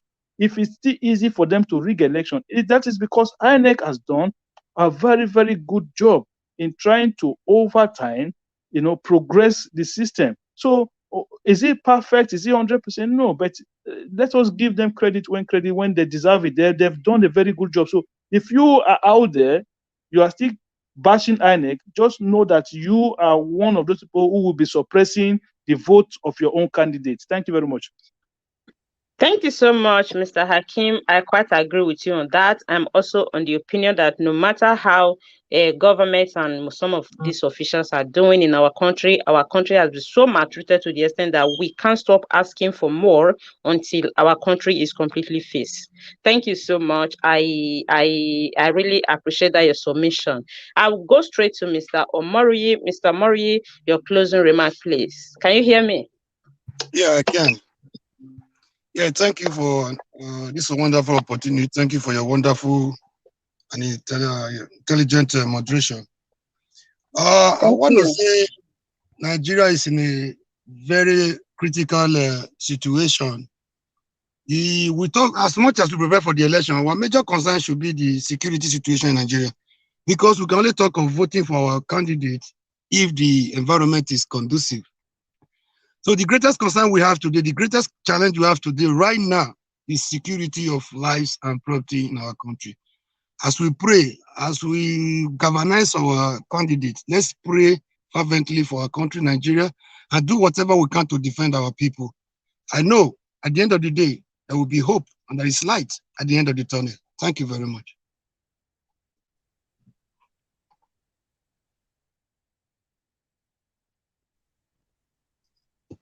I think the Iron's word is a bit. I think the network is a bit. Mr. Alex, can you hear me? Yes, I can hear you. Yeah, okay, can you hear me? Okay, Mr. Alex, it's your time to give your closing remark. Thank you. Yes. Somebody said I hate BBC, I hate British. I don't hate British. I was only condemning their selective media voyage into Zamfara. Their selective reportage. Meanwhile, they refuse to sound their vuvuzela on the Lekki toll gate massacre. So why the selective journalism? That's my point. Up till now, a former territory of yours, children were murdered, killed, in cold blood, and you are not beaming the searchlight. So at least, share to the whole world like you just did in case of Zamfara. I will tell you why British sent the BBC into Zamfara. The gold in Zamfara is going to Dubai and Saudi Arabia. It's not going to European Union. We are aware of this fact. So this is hypocritical for me. Even if it's a good thing they did, I really appreciate them. But the selectiveness of their journalism is what really make me bewildered. So I'm not against them, but I'm not their fan either. So they should have been doing this before now. The killings is in the books that Amnesty International said 1.2 million souls have been lost in the past 5 years under Buhari administration. Somebody has to pay. This is why Burutai was quickly sent into ambassadorial role with a diplomatic passport, because he will be picked up immediately he leaves position. All of them are going to be picked up at some point. A government will come that will open books. That's why I keep telling our Edo State governor to try to be, to live up to his bidding in his first tenure, to try to do his own part. It's a national problem. Sound the trumpet. Let it be seen that you did your bit. I don't have anything against anybody. I have nothing to gain or lose. I'm a concerned citizen. So in a nutshell, let us continue, telling people about Peter Obi. He seems to be the best. In fact, he's the best among the three of them. Tinubu is a criminal. Atiku lives in Dubai. We don't want this old man anymore. And I will drop it there. Thank you, guys. Thank you so much, Mr. Alex. I will just move straight to Mr. CM. Mr. CM, your closing remark. Okay. Mr. CM, can you hear me? Yes, can you hear me? Okay, yeah. Okay, yeah. In my closing remark, I would like to, as usual, I market hope rather than fear. There is people should not lose hope. Help is on the way. In fact, if it is possible to end this government today so that the next one will take over, who we hope to be P2B, I would have done that. But who am I then? I haven't got that power. It's not in my power to change government, even if by any means possible. So I will urge Nigerians not to lose hope. Our country has gone to the dogs. Nigeria has gone to the dogs. We know that. The fact that people are being killed every day, all over the country, every day, is not even enough. Now the criminals are telling us what church to open, what church not to open. When non-state actors are in charge of any space, that space is a failed space or a failed state. Nigeria is a failed state, but let us not lose hope, because the last thing that will keep us alive is hope. Help is on the way. Thank you. Thank you so much, Mr. CM. I will just go straight to Mr. Tunaija. Mr. Tunaija, your closing remarks. Hi, yeah, thanks. About what the people should be asking from their leaders, I think it's important we do that. As a woman, you don't just let a guy in and get all the goods without giving you reassurances. By the time you do that once or twice, you make readjustments. And I think Nigerians have been lied to long enough now to now start, demanding better explanation and proof for what our leaders are going to do for us. And I think that's where we should go on that. Regarding this Wike stuff, I really think that Wike was hard done by, given that the timing and the judgment of the party was very, very faulty with what they did. The guy he's a great communicator. He's an action man, and he's from the South. And what kind of party would do away with someone like that? For his first time of running for presidency, he almost took out a guy that was running for presidency with Abiola, for crying out loud.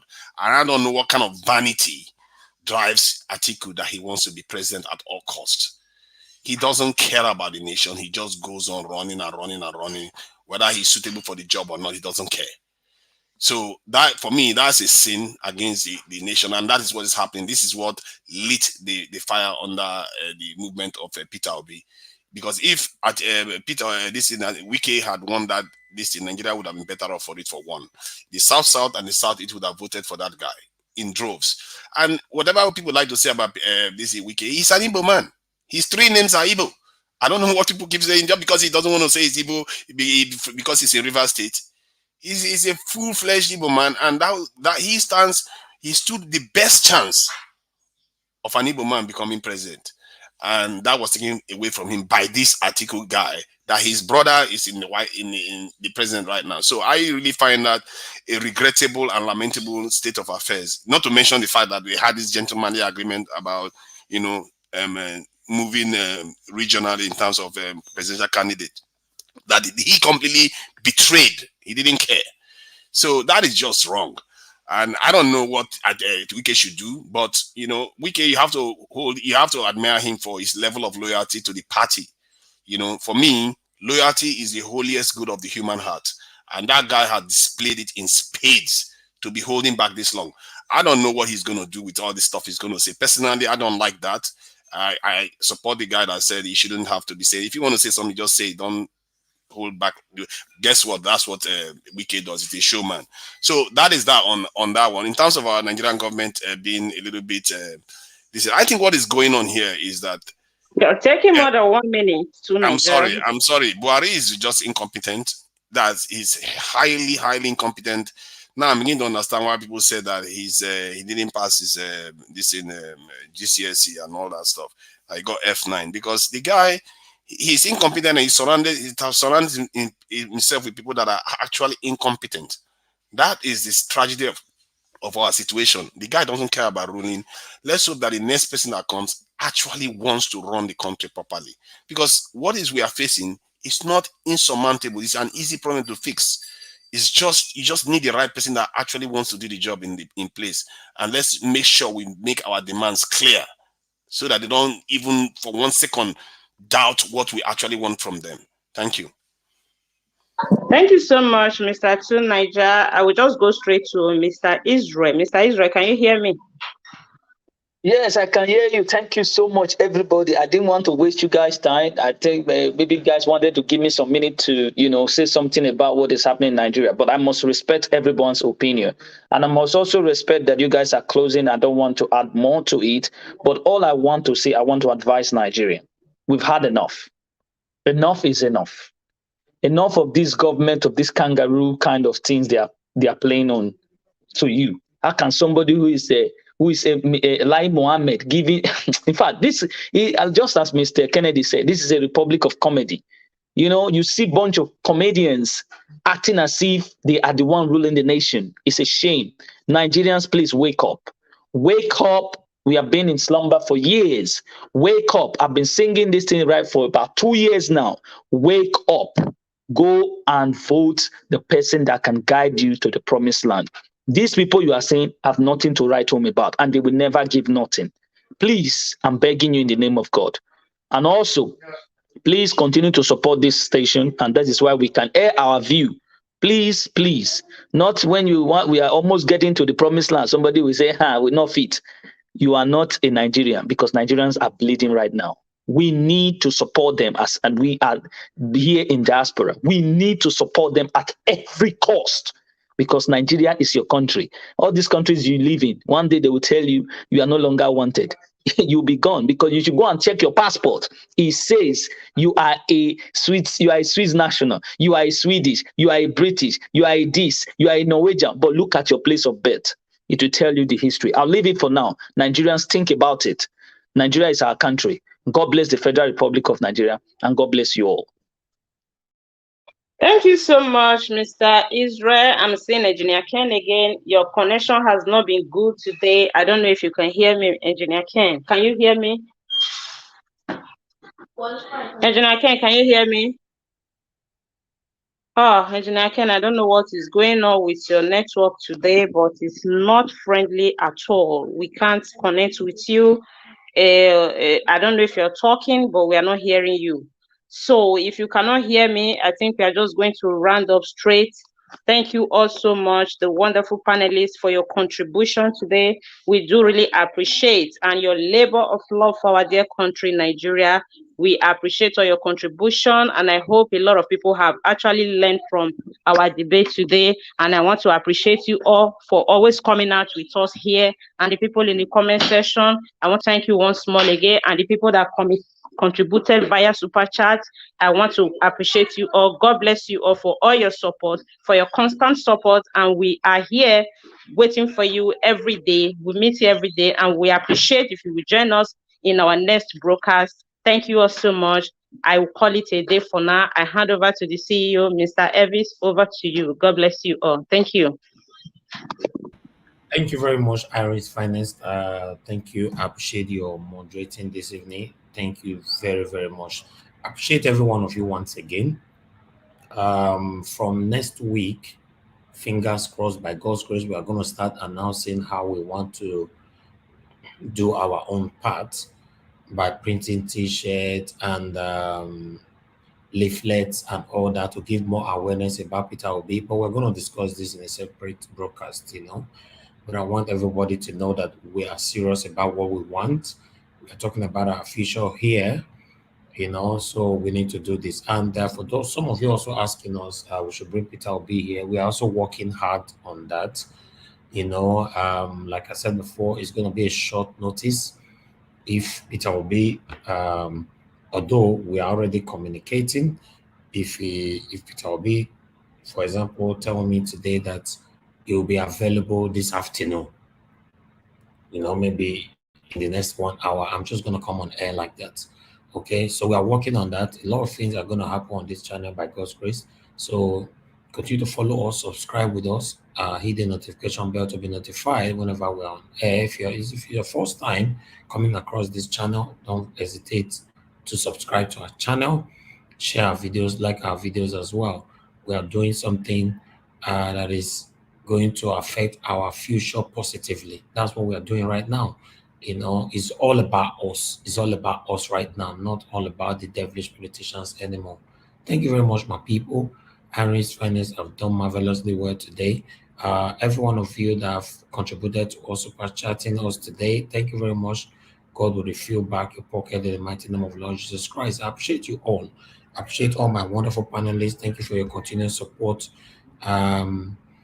Thank you very much. For those of you that stay on the screen right now, Mr. Morris, CM, Hakim, Tiobala, thank you. I appreciate you all. Now God bless you now.